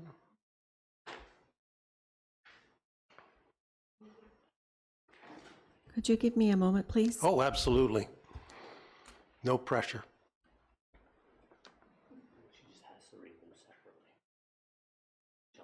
Yeah.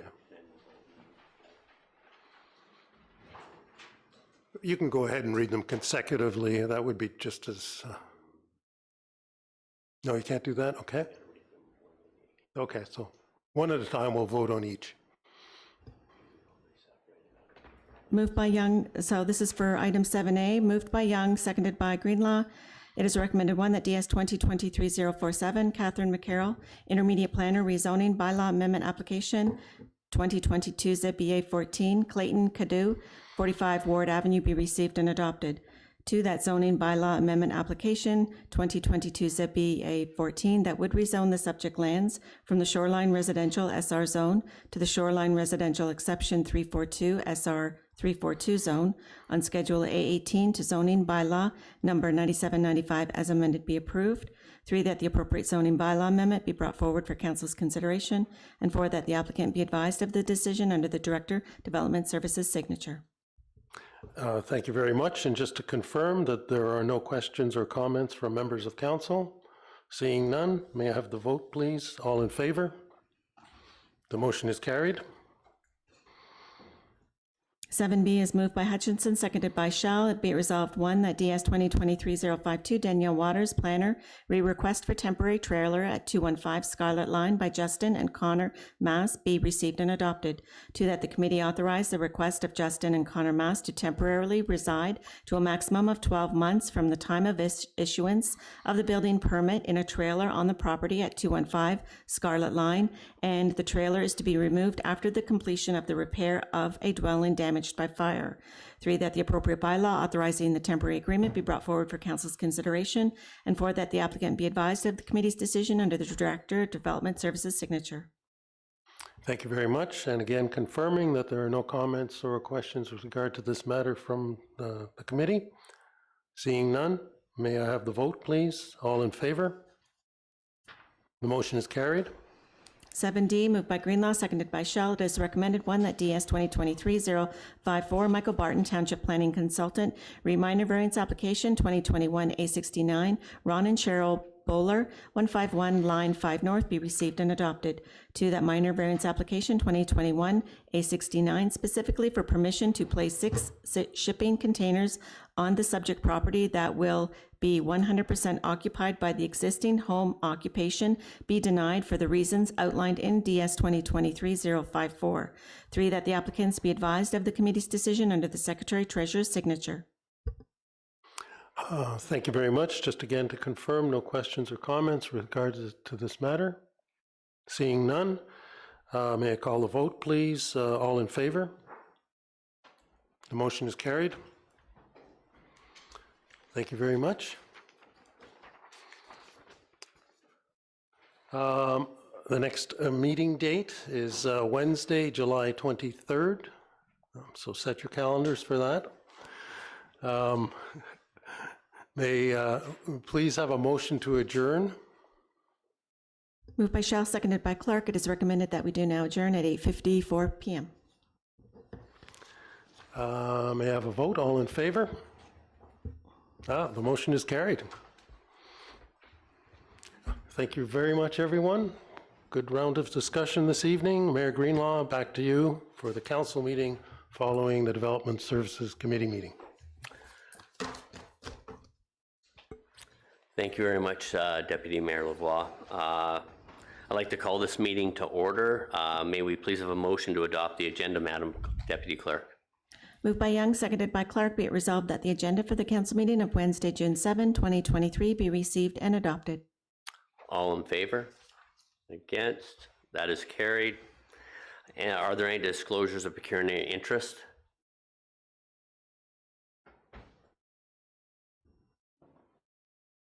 From item Councillor Shell? 5A? Yes. Yes. Okay, so that will be noted in the minutes of the meeting, Madam Clerk. There is no vote on that, but no, just to note that the pecuniary interest. We can note it in the minutes, yes. Please, thank There you. is no recommendation for item 5A. There was no, but yes, it will be done. It will be noted. Thank you. Thank you. May we please have a motion for the minutes of the previous council meeting, Madam Clerk? And I guess the one thing I just want for clarity is, does there have to be a separation because of 5A? No, because the motion is be it resolved that the recommendations of the committee meeting held on June 7 be adopted, but there was no recommendation because it was just for public comment. Okay, that's fine. Perfect. Thank you. Okay. The motion for the previous set of minutes. Please. Mr. Mayor, moved by Shell, seconded by Hutchinson. Be it resolved that the draft minutes of the council meeting held on Wednesday, May 3rd, 2023 be received and adopted as printed and circulated. All in favor? That is carried. May we please have a motion to approve the recommendations of tonight's DSC meeting, please? Moved by Lavoie, seconded by Bard. Be it resolved that the recommendations of the Development Services Committee meeting held on Wednesday, June 7, 2023 be adopted. All in favor? That is carried. May we please have a motion for the bylaws? Moved by Clark, seconded by Lavoie. Be it resolved that bylaw numbers 2023-042, 2023-045, 2023-046, 2023-047, 2023-048 be read a first, second, and third time, passed, be engrossed by the Deputy Clerk, signed and sealed by the Mayor. Any questions or comments on any of the bylaws? Seeing none, I'll call the vote. All in favor? That is carried. May we please have a motion for the confirmation bylaw, Madam Deputy Clerk? Moved by Bard, seconded by Shell. Be it resolved that bylaw number 2023-051, being a bylaw to confirm the proceedings of the council meeting held on Wednesday, June 7, 2023, be read a first, second, and third time, passed, be engrossed by the Deputy Clerk, signed and sealed by the Mayor. All in favor? That is carried. And may we have a motion to adjourn, Madam Clerk? Moved by Hutchinson, seconded by Young. Be it resolved that we do now adjourn at 8:58 p.m. All in favor? That is carried. Thank you very much and have a good evening.